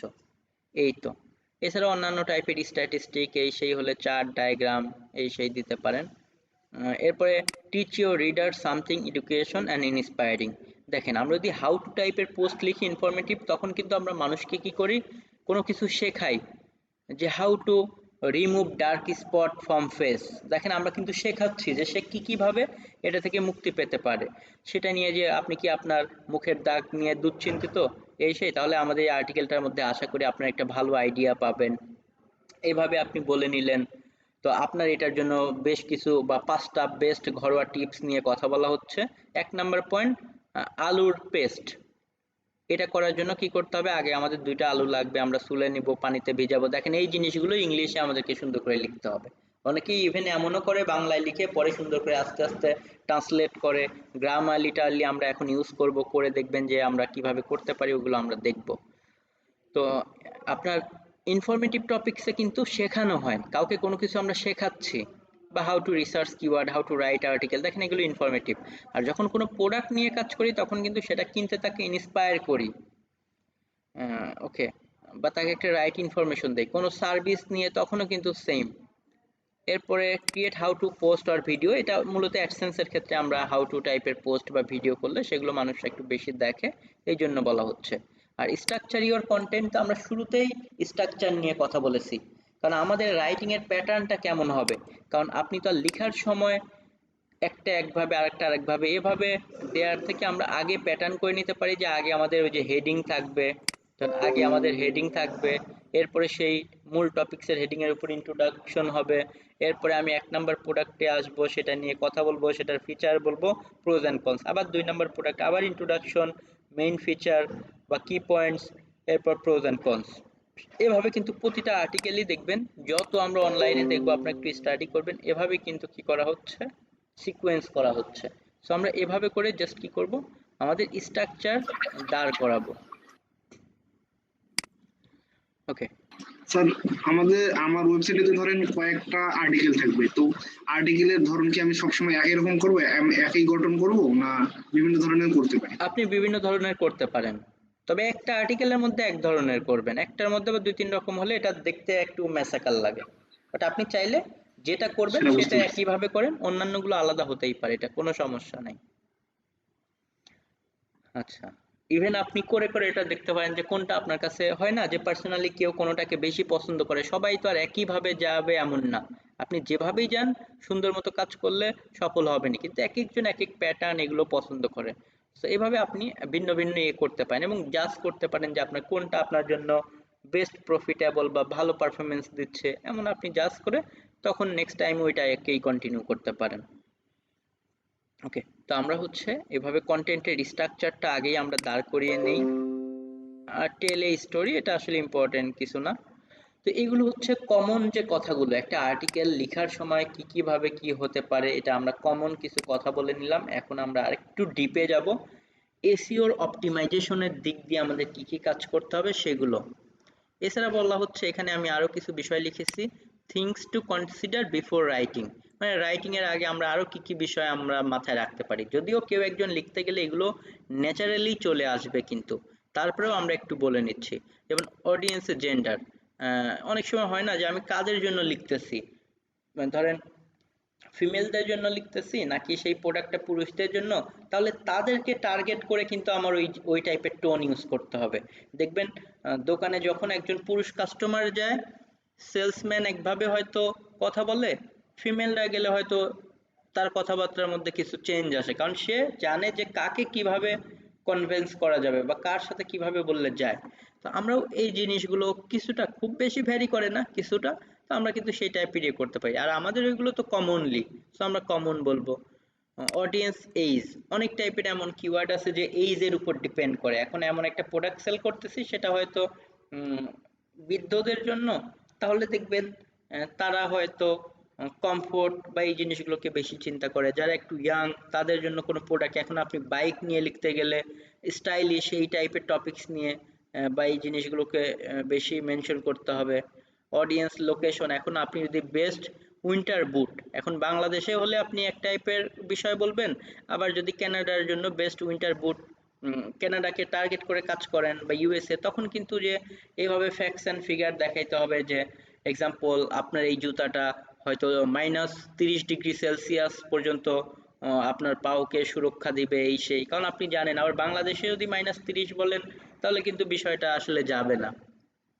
এই টাইপের আর কি লোকেশন বা অডিয়েন্স ইকোনমিক কন্ডিশন কিভাবে, এখন কেউ লিখলো যে বেস্ট লাক্সারিয়াস কার, তো আপনাকে কিন্তু এই কিওয়ার্ডে মানে কোনো বাজেটের কোনো দিক দিয়ে কিন্তু কোনোভাবে ইয়ে করা যাবে না, আপনি সব থেকে লাক্সারিয়াস যেগুলো সেগুলো নিয়ে কথা বলতে হবে। কিন্তু যদি এমন একটা কিওয়ার্ড হয় যে বেস্ট চিপ কার, তাহলে কিন্তু তখন আপনার চিপ মানে কম দামের মধ্যে ভালো যেগুলো সেগুলো নিয়ে কথা বলতে হবে।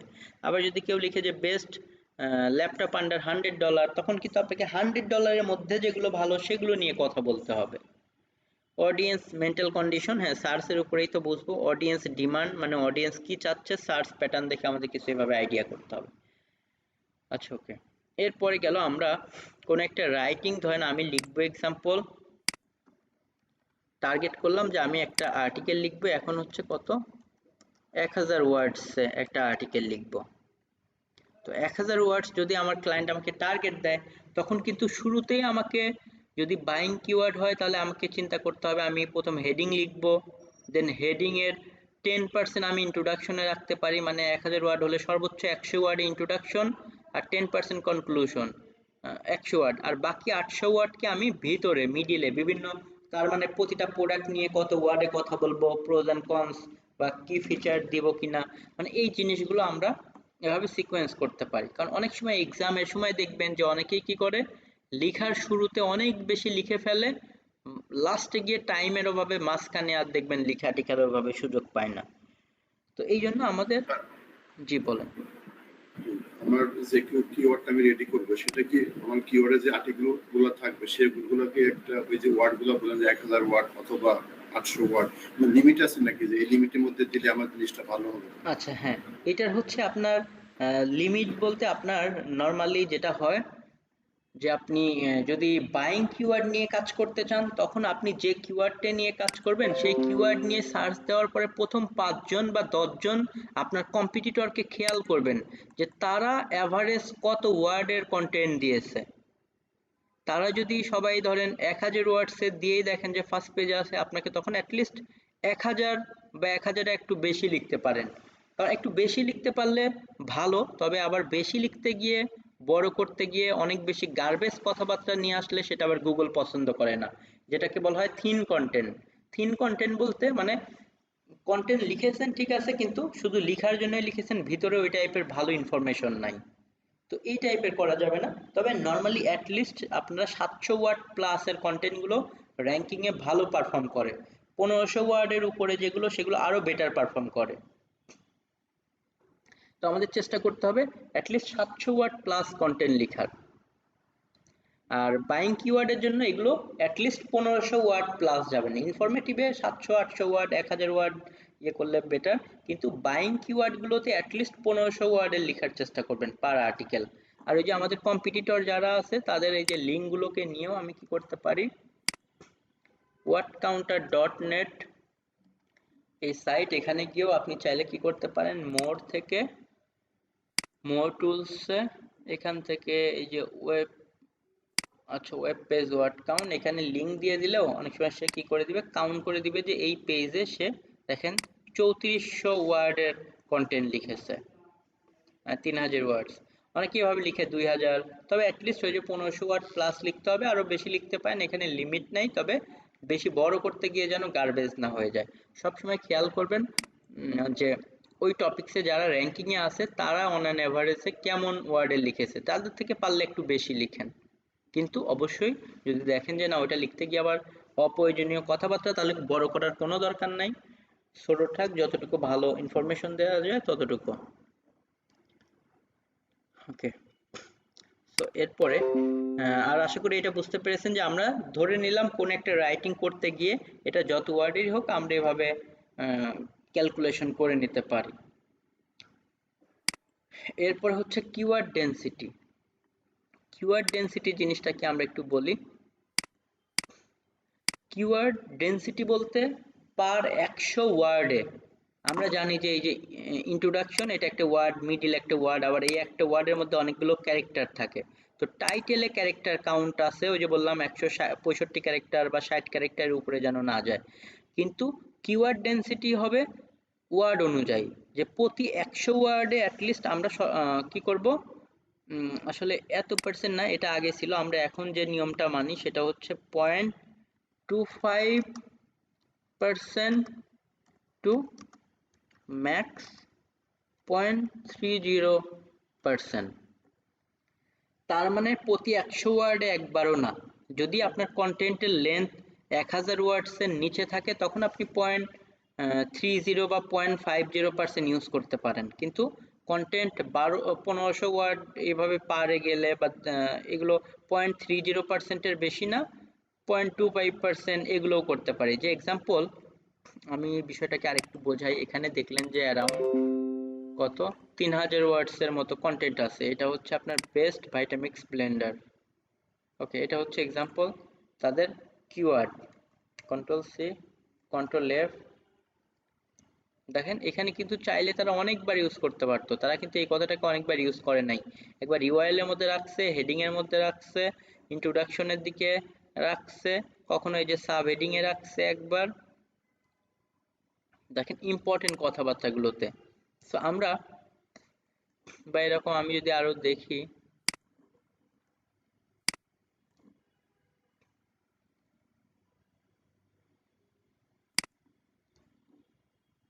কিওয়ার্ড হচ্ছে best blender for, control F, দেখেন এই সমস্ত জায়গাগুলোতে যেটা করা হয়, যদি এদিকেও আছে মেবি, মানে অনেক বেশি ইউজ করা যাবে না আর কি। কিওয়ার্ডের ডেনসিটিটা মেইনলি আমরা যে কিওয়ার্ডটা র্যাঙ্কিং এর জন্য টার্গেট করে কাজ করব সেটা ম্যাক্সিমাম 0.25% ইউজ করাটাই সেফ। মানে প্রতি 400 ওয়ার্ডে একবার আমরা আমাদের কিওয়ার্ডটাকে ইউজ করব।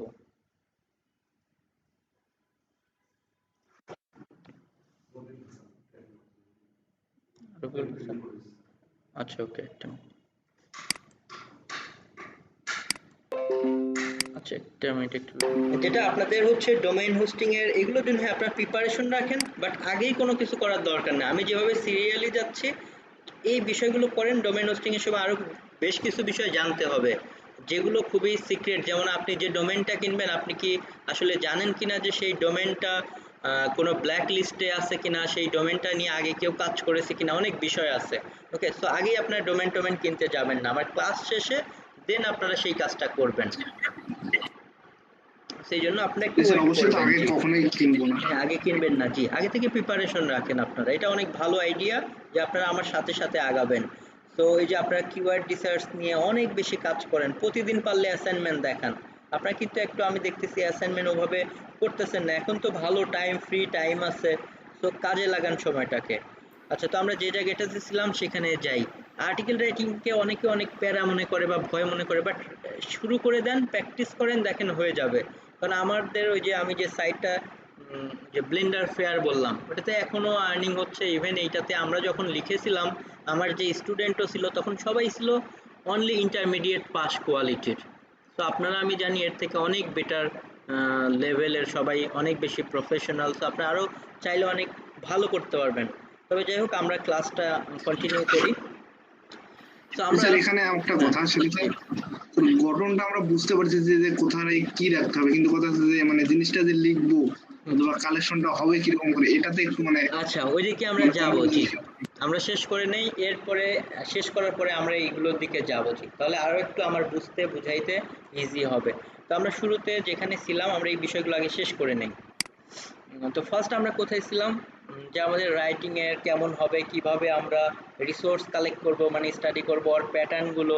দেন বলতেছিলাম যে রাইটিং এর আগে আমাদের এরকম একটু চিন্তা করে নেওয়া উচিত। এরপর কিওয়ার্ড ডেনসিটি।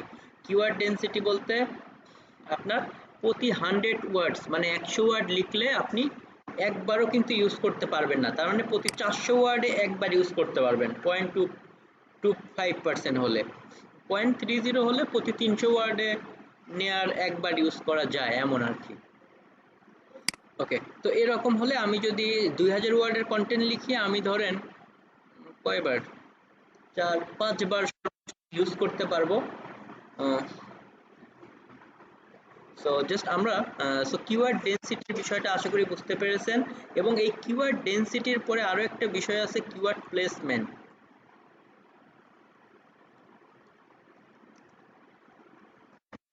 কিওয়ার্ড প্লেসমেন্টের যে বিষয়টা, কিওয়ার্ড প্লেসমেন্ট হচ্ছে, হ্যাঁ আমার কথা যে আমি প্রতি 2000 ওয়ার্ডের কন্টেন্টে 5 বার বা 4 বার ইউজ করতে পারবো কিওয়ার্ডটা। তো সেটা কি আমি যে কোনো জায়গাতে ইউজ করে শেষ করে ফেলবো, নাকি একদম ইম্পর্টেন্ট জায়গাগুলোতে ইউজ করব? অবশ্যই সব থেকে ইম্পর্টেন্ট জায়গাগুলোতে ইউজ করব, যে জায়গাতে কিওয়ার্ডগুলো রাখলে ওই আর্টিকেলটা র্যাঙ্কিংয়ে যাওয়ার পসিবিলিটিস সব থেকে বেশি। এবং এটা কোন কিওয়ার্ড? এটা হচ্ছে এক্স্যাক্টলি যে কিওয়ার্ডটা নিয়ে আমরা লিখতেছি আর্টিকেলটা। যেমন যদি এদিকে খেয়াল করেন যে বেস্ট ভাইটামিক্স ব্লেন্ডার, এটা হয়তো 3 বার আছে, 3 জায়গায় দেখাচ্ছে, কিন্তু আপনি যদি শুধু ভাইটামিক্স ব্লেন্ডার বেস্ট না বাদ দিয়ে শুধু ভাইটামিক্স ব্লেন্ডারে যান, দেখেন অনেক জায়গায় আছে। কারণ আমরা কিন্তু আমাদের কিওয়ার্ডটা বেস্ট ভাইটামিক্স ব্লেন্ডার, বা শুধু যদি ভাইটামিক্স হয় বা শুধু যদি ব্লেন্ডার হয়, তাহলে দেখবেন অনেক আছে, 43 বার আছে। তো এইগুলো কিন্তু ব্যাপার না, মূল মেটারটা হচ্ছে আমার এক্স্যাক্ট কিওয়ার্ডটা আমি কয়বার ইউজ করলাম। সেম সব জায়গাতেই দেখেন, এখানে হচ্ছে বেস্ট স্মুদি ব্লেন্ডার, আমরা যদি শুধু স্মুদি হচ্ছে বা এভাবে বেস্ট কথা বাদ দেই, হতে পারে যে অনেক বেশি থাকতে পারে, বা শুধু ব্লেন্ডার্স এখানে অনেকবার থাকতে পারে, এগুলো কোনো ব্যাপার না, 13 বার আছে। আমার হচ্ছে কিওয়ার্ডটাকে কয়বার ইউজ করতে পারবো সেটাই হচ্ছে কিওয়ার্ড ডেনসিটি, এক্স্যাক্ট কিওয়ার্ড, মানে যে কিওয়ার্ডটাতে র্যাঙ্কিংয়ে নেওয়ার জন্য আমি এই কন্টেন্টটা রেডি করতেছি সেটা। তো আমরা এখন বলতেছিলাম যে কিওয়ার্ডের প্লেসমেন্ট। কিওয়ার্ডের প্লেসমেন্ট সবার আগে আমাদের কিওয়ার্ডটাকে রাখতে হবে আমাদের ইউআরএল এর মধ্যে। হ্যাঁ, ইউআরএল এর মধ্যে তো আমরা রাখবই। এরপরে আমরা আমাদের কিওয়ার্ডটা রাখবো কোথায়? হেডিং এর মধ্যে, এবং হেডিং এর শুরুতে, বা যেটাকে আমরা হেডিং বলতে পারি, বা কোডিং এর ভাষায় H1 ট্যাগ বলতে পারি, টাইটেল বলতে পারি। ওকে, তো এটাও কিন্তু সব থেকে বেশি ইম্পর্টেন্ট জায়গা, হেডিং এবং ইউআরএল। এরপরে যদি আমরা সব থেকে হেডিং এ রাখলে নাকি আপনি ইউআরএল এ চলে যায়? না না, এটা হচ্ছে আপনার হেডিং এ রাখলে যেটা হবে, আপনি যে সেম টু সেম ভাবে যাবে এমন না। হেডিং এ যদি আপনিও দেন, যদি ফরম্যাট ঠিকও করে দেন, তাহলে এই যে পুরোটা যাবে। সেখান থেকে কিন্তু আবার শুধু কিওয়ার্ডটাকে রাখা হয়েছে, বাকিটা বাদ দেওয়া হয়েছে। এটা আমাদের ম্যানুয়ালি কাজ করতে হবে কিছু, আর কিছু ডিফল্ট সেটিং, এগুলো আমরা অন পেজে গিয়ে যখন আর্টিকেল পাবলিশ করব তখন এই বিষয়টা আমরা বুঝতে পারবো। এটা আপনি যাবে না আর কি, টোটালি 100% পিওর ওয়ে।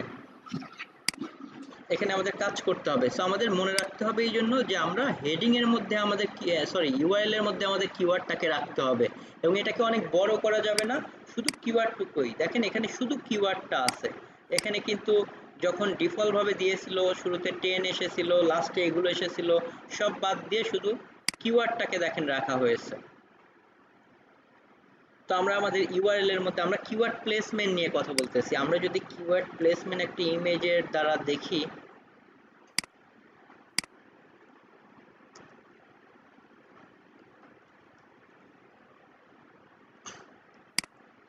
কিওয়ার্ড প্লেসমেন্টের সে এক্সাম্পল আমি একটি ইমেজ নিয়ে যদি কথা বলি, যে ইমেজের মানে কিওয়ার্ড আর্টিকেলের মধ্যে কোথায় কোথায় কিওয়ার্ডটা রাখা উচিত। প্রথম হচ্ছে তো ইউআরএল এর মধ্যে, এরপর পেজের টাইটেলের মধ্যে, এবং টাইটেলের মধ্যে রাখলেই হবে না, শুরুর দিকে রাখার চেষ্টা করতে হবে, এবং একসাথে যেন ভেঙে না যায়। একসাথে বলতে দেখেন এখানে বেস্ট ভাইটামিক্স ব্লেন্ডার্স একসাথে আছে, বা অন্যগুলো যেমন বেস্ট ব্লেন্ডার ফর স্মুদিজ একসাথে আছে, এবং যতটা শুরুর দিকে রাখা যায়। আমি যদি এক্সাম্পল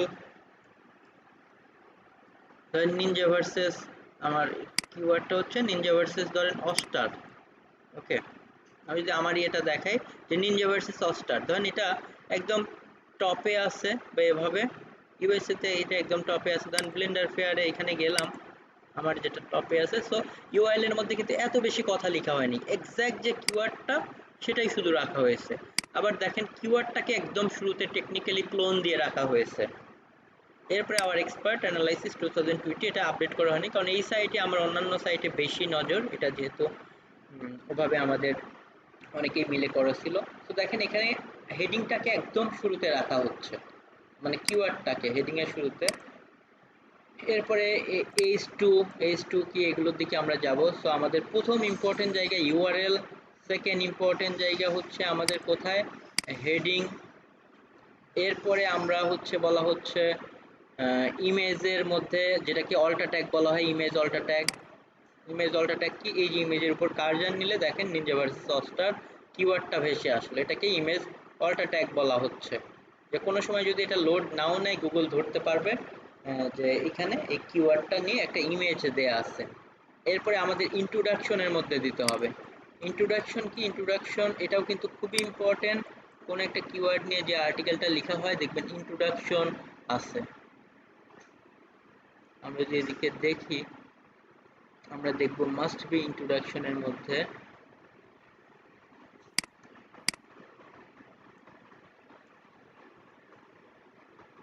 এই যে ইন্ট্রোডাকশন বা এদিকে বেস্ট নিনজা ব্লেন্ডার্স দেখেন, বা আমরা যদি আরো অন্যান্য কিওয়ার্ডগুলোতে যাই এক্সাম্পল দেখবেন শুরুর দিকে আপনার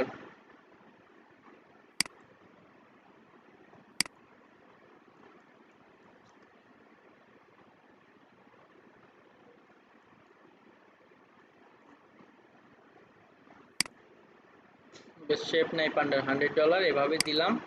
যদি আমরা একটু দেখি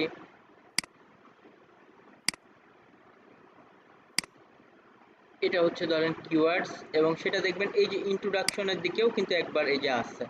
তো যে কিওয়ার্ডগুলো র্যাঙ্ক করে দেখবেন যে এদের এই জিনিসগুলোকে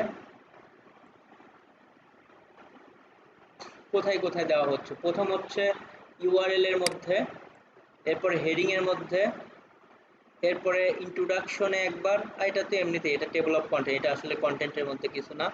এরপরে কোনো একটা সাব হেডিং এর মধ্যে। তো সব থেকে প্রথম ইম্পর্টেন্ট যে বিষয়টা ছিল যে আমাদের ইউআরএল এর মধ্যে, আমাদের হেডিং এর মধ্যে, এরপর ইন্ট্রোডাকশনে, এরপরে যদি আরো একটা হাতে থাকে তাহলে কোনো একটা সাব হেডিং, এই যে এই সাব হেডিং এর মধ্যেও দেখেন রাখা হয়েছে।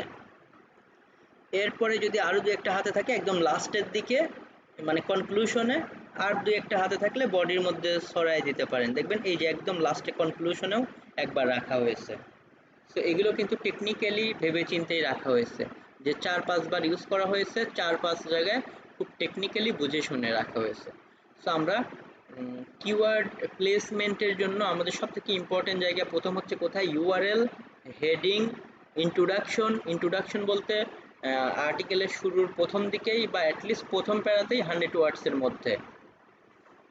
এরপরে হচ্ছে যেটা সেটা হচ্ছে একটা সাব হেডিং বলতে এই যে H2, এবং আরো একবার থাকলে লাস্টে এই যে এটা হচ্ছে কি সাব হেডিং।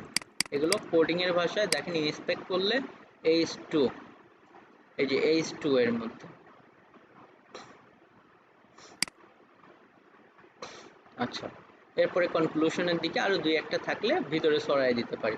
তো আমাদেরকে এখানে কি করতে হবে, আমাদের কিওয়ার্ডের প্রথম হচ্ছে ডেনসিটিটা মানতে হবে, এবং ডেনসিটির পাশাপাশি কিওয়ার্ডের প্লেসমেন্ট, যে আমাদের কিওয়ার্ডগুলো কোথায় কোথায় আর্টিকেলের মধ্যে আমরা রাখতে পারি। সো এই বিষয়টাকে আমাদের মাথায় রাখতে হবে। সো কিওয়ার্ডের প্লেসমেন্ট বা ডেনসিটি এই বিষয়গুলো করার পরে আমাদের ধরেন একটা আমরা আর্টিকেল লিখে ফেললাম। এখন সেই আর্টিকেলটাকে আমরা যেটা করতে পারি, আমাদের সেই আর্টিকেলটাকে আমরা এক্সাম্পল যে কোনো একটা আর্টিকেলকে আমি কপি করি,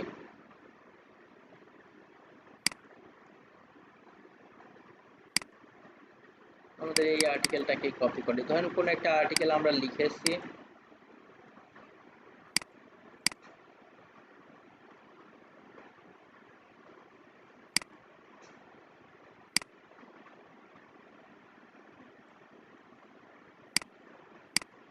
ধরেন আমরা সব কিছু বিবেচনা করে বেসে আমরা একটা কন্টেন্ট লিখেছি আর কি।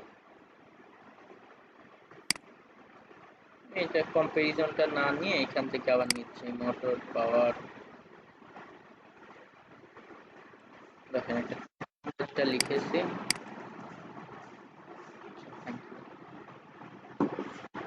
এখান থেকে আমরা দেখেন আমাদের মেইনলি কন্টেন্টটা যেটা লিখলাম সেই কন্টেন্টটাকে আমরা কি করতে পারি, প্রথম কপি করে একটা সাইটের নাম আছে, এটা হচ্ছে কি hemingwayapp.com, hemingwayapp.com, আমরা এই সাইটে যেতে পারি।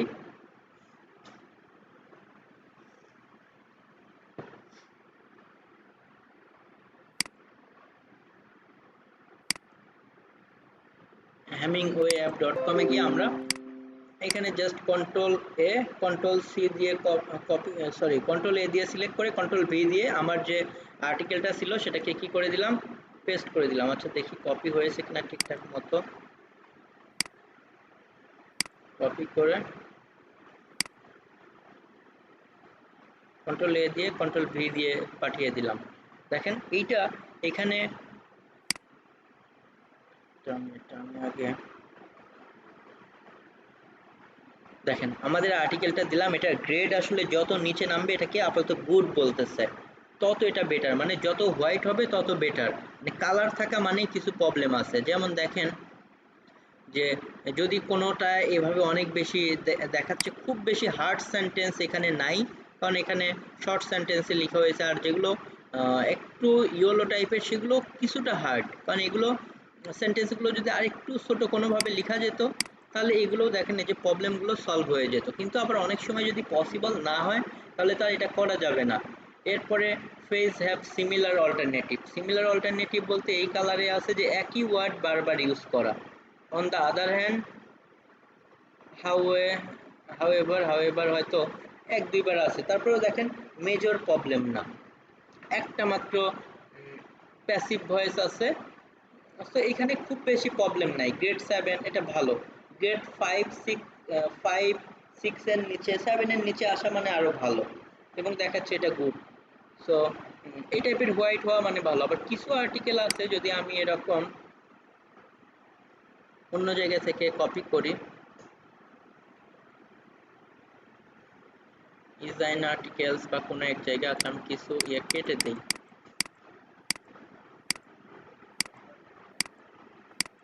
মানে আমরা আমাদের লেখার পরে আমরা কি করতে পারি, আমাদের রাইটিংটাকে একটু চেক করে নিতে পারি যে আমাদের এটা কেমন হলো আর কি রাইটিংটা। কিছু লেখাকে আমি এদিকে কেটে দেই।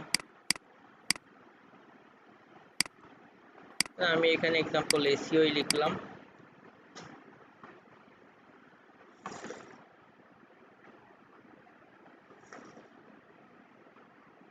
এদিক থেকে কোনো একটা কন্টেন্টে আমি যেতে পারি।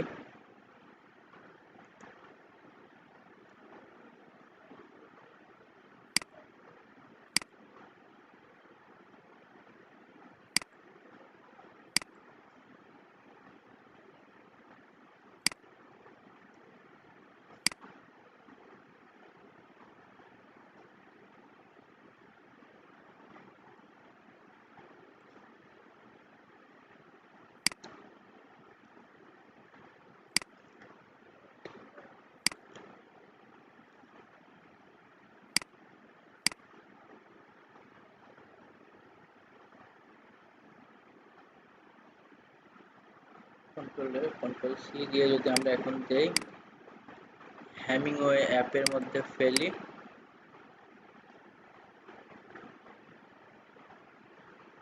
দেখেন এটা গ্রেড কিন্তু 9, তার মানে এটাতে অনেক বেশি দেখেন প্রবলেম। এগুলোতে এক একটা সেন্টেন্স দেখেন অনেক বড় করেছে, এখান থেকে শুরু হয়েছে কমা দিতে দিতে সেন্টেন্সটা শেষ হয়েছে দেখেন কোথায়, এইখানে এসে। তার মানে এগুলো অনেক হার্ড, মানুষের পড়ে বুঝতে প্রবলেম হবে। এক একটা সেন্টেন্স দেখেন অনেক বড় বড় আসলে সেন্টেন্স। তো এগুলোকে যদি একটু শর্ট সেন্টেন্সে লেখা যায় এগুলো বেটার, এবং এখানে প্রবলেমও দেখেন অনেক বেশি। তো আমাদেরকে লেখাটা এমনভাবে করতে হবে, এগুলো কিন্তু ওই যে র্যাঙ্কিংয়ের দিকেও দেখলাম যে অনেক বেটার র্যাঙ্ক করবে, কারণ আপনি একটা জিনিস লিখলেন বাট মানুষ পড়ে বুঝতে পারলো না বা এগুলো কিন্তু রিডেবিলিটির প্রবলেম।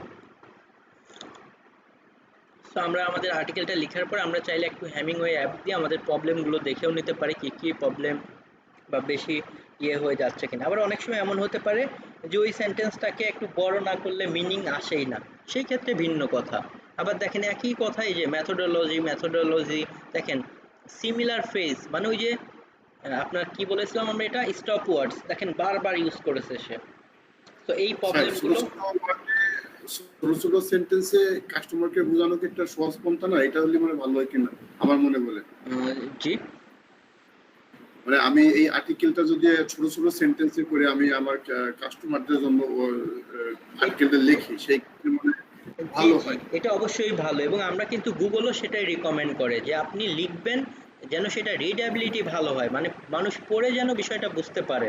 কারণ কোনো একটা জিনিস লিখলাম, অনেকেই ভাবে যে মেবি আমরা আর্টিকেল লিখবো অনেক হার্ড হার্ড সেন্টেন্স না হলে মেবি এটা আর্টিকেল হবে না, ভালো হবে না, বিষয়টা কিন্তু ভুল।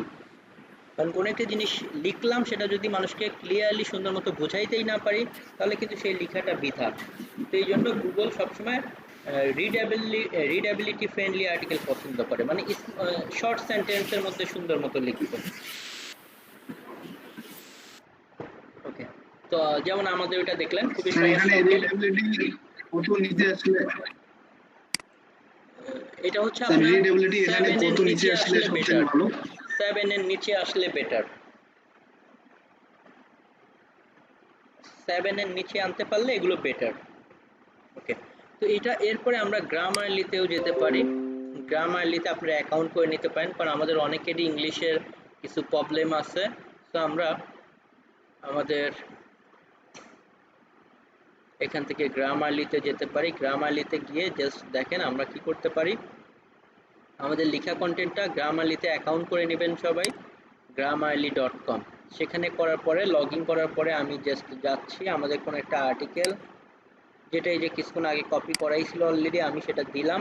দিলে সে যেটা করবে, বিভিন্ন যে আমাদের প্রবলেমগুলো সেগুলো গ্রামাটিক্যাল ইররগুলো দেখেন ফাইন্ডিংস করে দিচ্ছে। সো এই আর্টিকেলটা যিনি লিখেছে উনি যদি একটু গ্রামারলি সফটওয়্যারটা ইউজ করতে পারতো, ওনার দেখেন অনেক প্রবলেমগুলো উনি কী করতে পারতো, সলভ করতে পারতো। এখানে দিয়েই দিবে, শুধু ক্লিক করে এই যে জাস্ট ফ্যাক্টস। ওকে, এখানে দেখেন ওনার হচ্ছে যে যে প্রবলেমগুলো সেগুলো অলরেডি এখানে, কারণ ফ্যাক্টস হয় না, ফ্যাক্ট হয়। ওকে, তো দেখেন টোটালি এখানে মেইনলি হচ্ছে আপনার অনেকগুলো, টোটালি এটার সাথে যায় না, কোম্পানির ডিফারেন্ট। ওকে, তো দেখেন অটোমেটিক্যালি এখানে কি করে দিচ্ছে, এখানে একটা ইয়ে হবে। তো সবগুলো সে অটোমেটিক্যালি গ্রামারলিতে আপনার হচ্ছে গ্রামাটিক্যাল ইররগুলো সলভ করে দিচ্ছে। সো আমরা এইভাবে যদি সে গ্রামারলিটা ইউজ করতো, অনেক প্রবলেম সেখান থেকে, প্রবলেম সলভিং এর মাঝখানে একটা ড্যাশ গ্রামারের ইয়েতে হয়। সো এভাবে করে আমরা কি করতে পারি, আমাদের লেখাটার কোনো গ্রামাটিক্যাল মিস্টেকগুলো কমিয়ে নিতে পারি। ওকে, সো আমরা এই কাজগুলো এখান থেকে করতে পারি। তো জাস্ট আমরা এইভাবে গ্রামারলিটাকে ইউজ করে আমরা যদি আমাদের কন্টেন্টটা দেই, তাহলে আমরা দেখতে পারবো এখান থেকে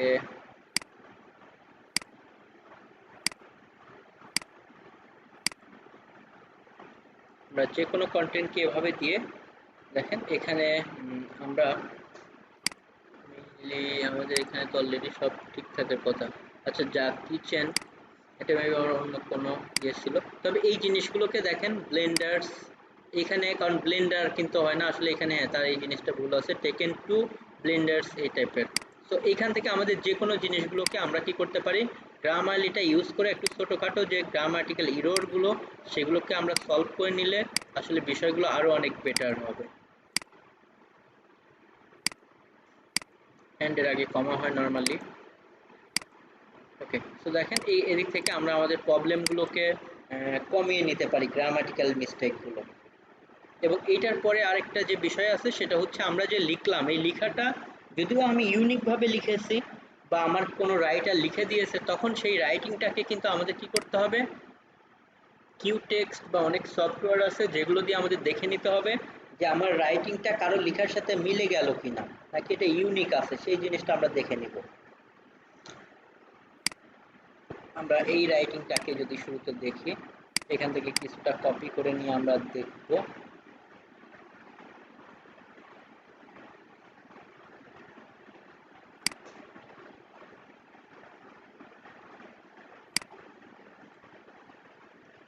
আচ্ছা, আমরা চেক প্লাগারিজম। প্লাগারিজম বলতে কোনো জায়গা থেকে কপি টপি করেছে কিনা সে সবগুলো এখন চেক করে দিবে।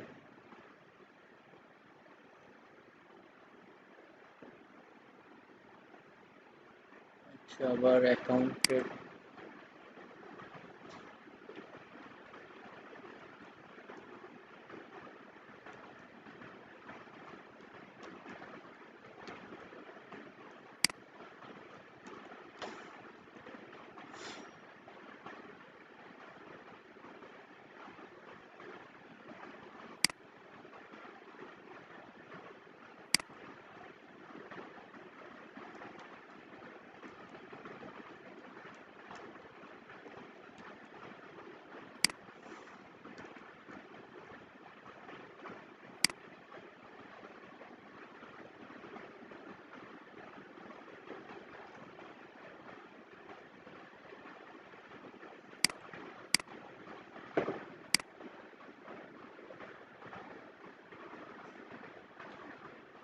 আমরা কিছুটা কেটে দেই।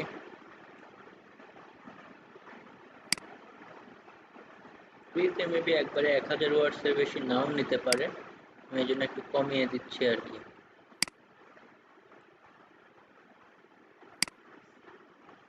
ওকে, আমরা এখন একটু এভাবে দিলাম, দিলে এখন সে এটা চেক করা শুরু করবে যে এই যে রাইটিংটা সেটা কি আসলে কোথাও থেকে কপি করা নাকি তার ইউনিক লেখা, এবং লাইন বাই লাইন সে চেক করে করে দেখবে, কপিরাইটের ক্লেম থাকলে সেটা আমাদেরকে দেখাবে।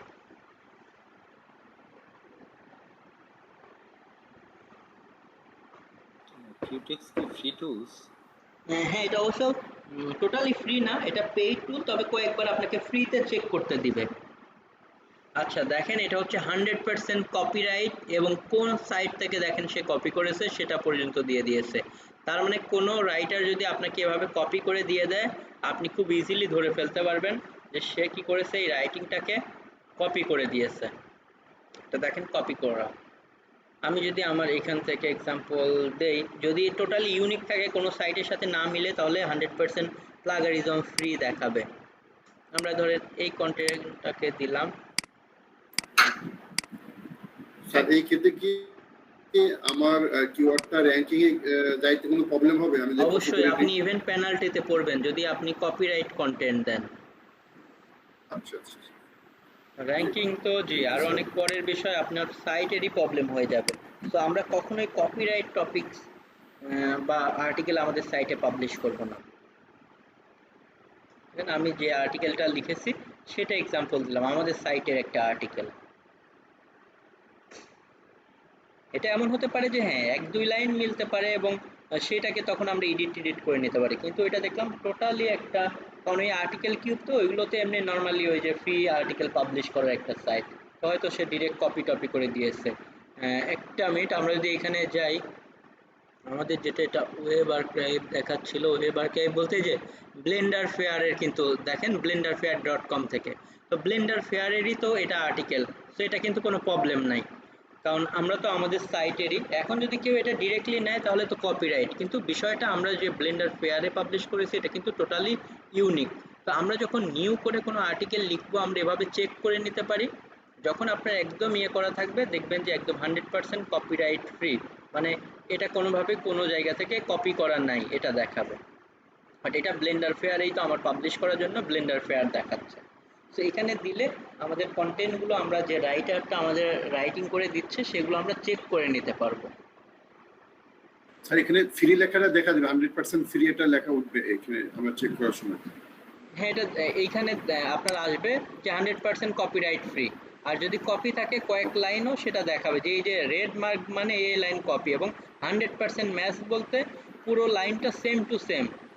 60% 70% বলতে হয়তো কিছু জায়গায় চেঞ্জ আছে, তো সেই ক্ষেত্রে খুব বেশি প্রবলেম নাই। আর এটা 100% কপি ব্লেন্ডার ফেয়ার থেকে, তো আমরা তো জানি যে ব্লেন্ডার ফেয়ারই তো আমাদের সাইট, এই জন্য এখন কেউ নিতে গেলে এটা দেখাবে। তো আমরা যখন ইউনিকলি লিখব তখন তো আর আমাদের পুরোটা মিলবে না, যে 2-1 লাইন মিলতে পারে কোনো সাইটের সাথে, সেই সাইটের লিঙ্কও দিয়ে দিবে, তখন ওই লাইনগুলোকে আমরা একটু আর একটু এডিট করে নিতে পারি, কারণ মনের অজান্তে 2-1 লাইন মিলতেই পারে। যখন আপনি অন্য কোনোটা পড়ে নিজে লিখবেন তখন দেখবেন এখানে টোটালি ইউনিকই দেখাবে। তারপর 2-1 লাইন যদি একটু মিলে যায়, আমরা তখন এটাকে একটু এডিট করে নিতে পারবো। তো এই সফটওয়্যারটা দিয়ে আমরা মেইনলি, এটা অনেক ভালো সফটওয়্যার আর কি ফ্রির মধ্যে। এছাড়াও হচ্ছে small SEO tools, plagiarism checker, okay, এগুলো দিয়েও দেখা যাবে র্যান্ডমলি যত ইচ্ছা তত ফ্রি দেখতে পারবেন। তবে এই সমস্ত টুলের থেকে এই টুলটা আরও বেটার, সে লাইন বাই লাইন ধরে বলে দেয় এবং কোন সাইট থেকে কপি করা সেটাও বলে দেয়। এটা যেমন বলতেছে ব্লেন্ডার ফেয়ারে 100%। তার মানে হ্যাঁ, আমরা যেটা ব্লেন্ডার ফেয়ার থেকেই নিয়েছি। বাট আমি যদি এখন নতুন করে লিখি তাহলে সেটা যদি অন্য কারোর সাথে কোনো এক লাইনটা মিলে যায় তখন সেটা দেখাবে।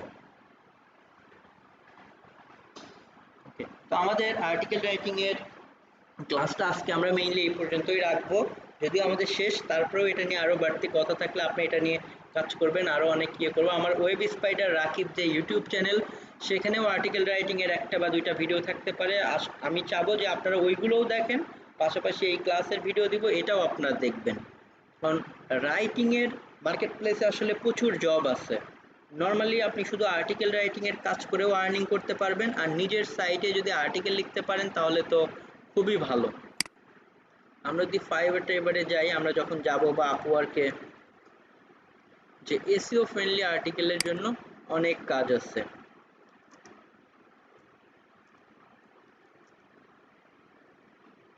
বা blog article writing, SEO article writing,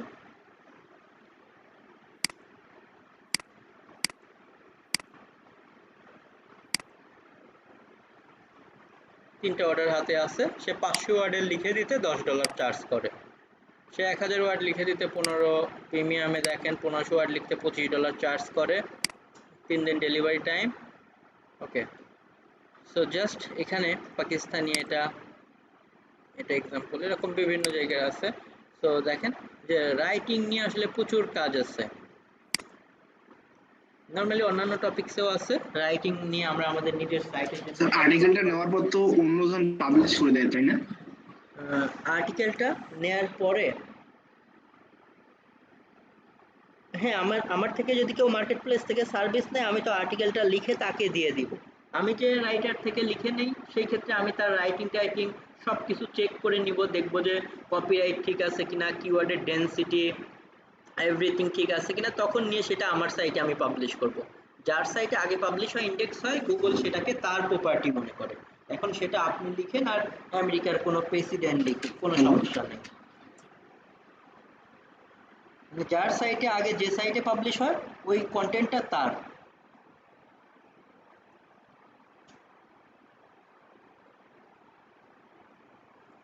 আচ্ছা, হ্যাঁ, আর্টিকেল রাইটিং নিয়ে আপনাদের কোনো কোশ্চেন্স থাকলে জি বলতে পারেন।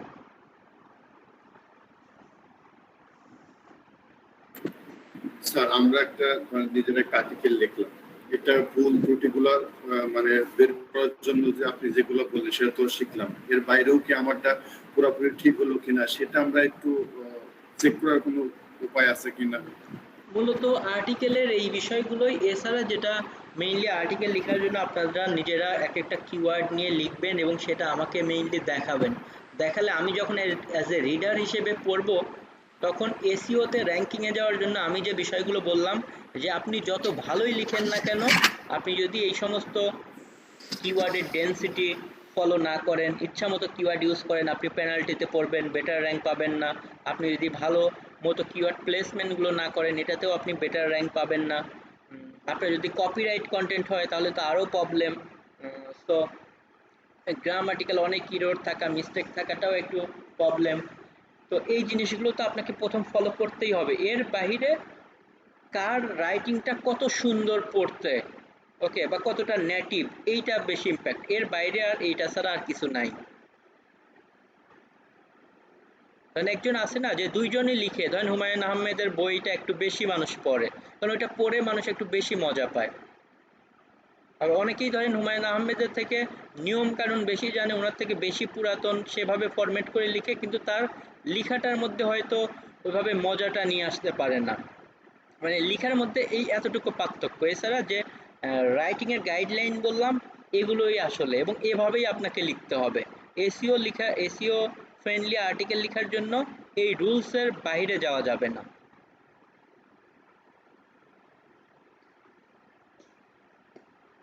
ধরেন আপনি একটা লেখার জন্য লিখলেন একটা গেমিং ল্যাপটপ রিভিউ নিয়ে, আর একজন ধরেন অনেক সুন্দর রিসার্চ করে করে সে কি করলো, লিখলো যে আসলেই কোন গেমিং ল্যাপটপটা কেন বেটার, সেটার কি কি ফিচার আছে, যখন সে সুন্দর করে উপস্থাপন করবে, দেখবেন এটাতে স্বাভাবিক একটা আলাদা মাধুর্য আসবে।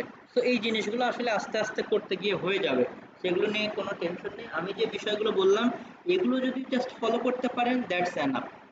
কারণ র্যাঙ্কিংয়ের জন্য এই বিষয়গুলো আমাদের ফলো করাটা সব থেকে বেশি ইম্পর্ট্যান্ট, যেন আমার রাইটিংটা কপিরাইট না হয়, এটা প্রথম কন্ডিশন। এবং এই যে আমরা সুন্দর করে কিওয়ার্ড ডেন্সিটি, কিওয়ার্ড প্লেসমেন্ট, এগুলো মেনে যেন আমরা রাইট করতে পারি। এতটুকু করলেই আপনার লেখা একটু খারাপ হলেও কোনো সমস্যা নেই, র্যাঙ্কিংয়ে যাবে না এমন না। তো এটা নিয়ে ভয় পাওয়ার কিছুই নেই, জাস্ট আপনারা রাইটিং স্টার্ট করে দেন, এটা প্র্যাকটিস করেন, আপনারা অনেক ভালো পারবেন। কারণ এটার একদম উদাহরণ হচ্ছে blenderfair.com। আমরা এমনও হয়েছে যে প্রুফ রিড করতাম। প্রুফ রিড বলতে কি, যে একজন লিখতো, এগুলো পাবলিশ করার পরে সবাই মিলে পড়তাম, পড়ে পড়ে ধরেন 8-9 জন আমার স্টুডেন্ট নিয়ে যেহেতু করেছিলাম, একজনের আর্টিকেল পড়তাম, পড়ে পড়ে তার আর্টিকেলের ভুল বের করতাম। তো এমনও অনেকেই ছিল যাদের আর্টিকেলগুলো আমরা পড়ছি আর অনেক বেশি হাসাহাসি করছি, কারণ এত বেশি ভুল। বাট সেগুলোও কিন্তু কিওয়ার্ড অপটিমাইজ এই সেই করার কারণে, ইউনিক হওয়ার কারণে র্যাঙ্কিংয়ে গিয়েছে। সো এগুলো নিয়ে ভয় পাওয়ার কিছু নাই। তো যাই হোক, আপনারা আজকে যেভাবে বললাম এভাবে রাইটিংটা প্র্যাকটিস করে থাকবেন। আর আজকে এই পর্যন্তই শেষ করে দিচ্ছি। আর আপনারা আমার চ্যানেলে আরও যেগুলো আছে সেগুলোও একটু দেখবেন। আচ্ছা, বাংলা আর্টিকেল ইংলিশ কনভার্ট করার কোনো অ্যাপস অর টুলস আছে কি? আচ্ছা, এটা ওই যে গুগল ট্রান্সলেটের থেকে বেটার টুলস আর নাই। সো ওইটাকে ইউজ করতে পারেন, যদিও পারফেক্ট আসবে না, তখন আপনাকে কি করতে হবে, একটু করতে হবে। তবে ডিরেক্ট কোনো কন্টেন্টকে ওভাবে কপি করে করলে আবার দেখে নেবেন যে ওইটা কপিরাইট কিনা, কারণ অনেকেই আছে যারা আপনার মতো এই কাজটা আগে থেকেই করতেছে। তো এগুলো চেক করে নেবেন এই সমস্ত টুল দিয়ে, দেখবেন আপনার আগেই স্বাভাবিক কেউ একজন করে ফেলেছে। তো বাংলা কন্টেন্টকে ডিরেক্ট ইংলিশে ইউজ করার আগে 10 বার আগে চেক করে নেবেন। 10 বার, সরি এমনি বললাম, একবার চেক করলে আপনি বুঝে যাবেন।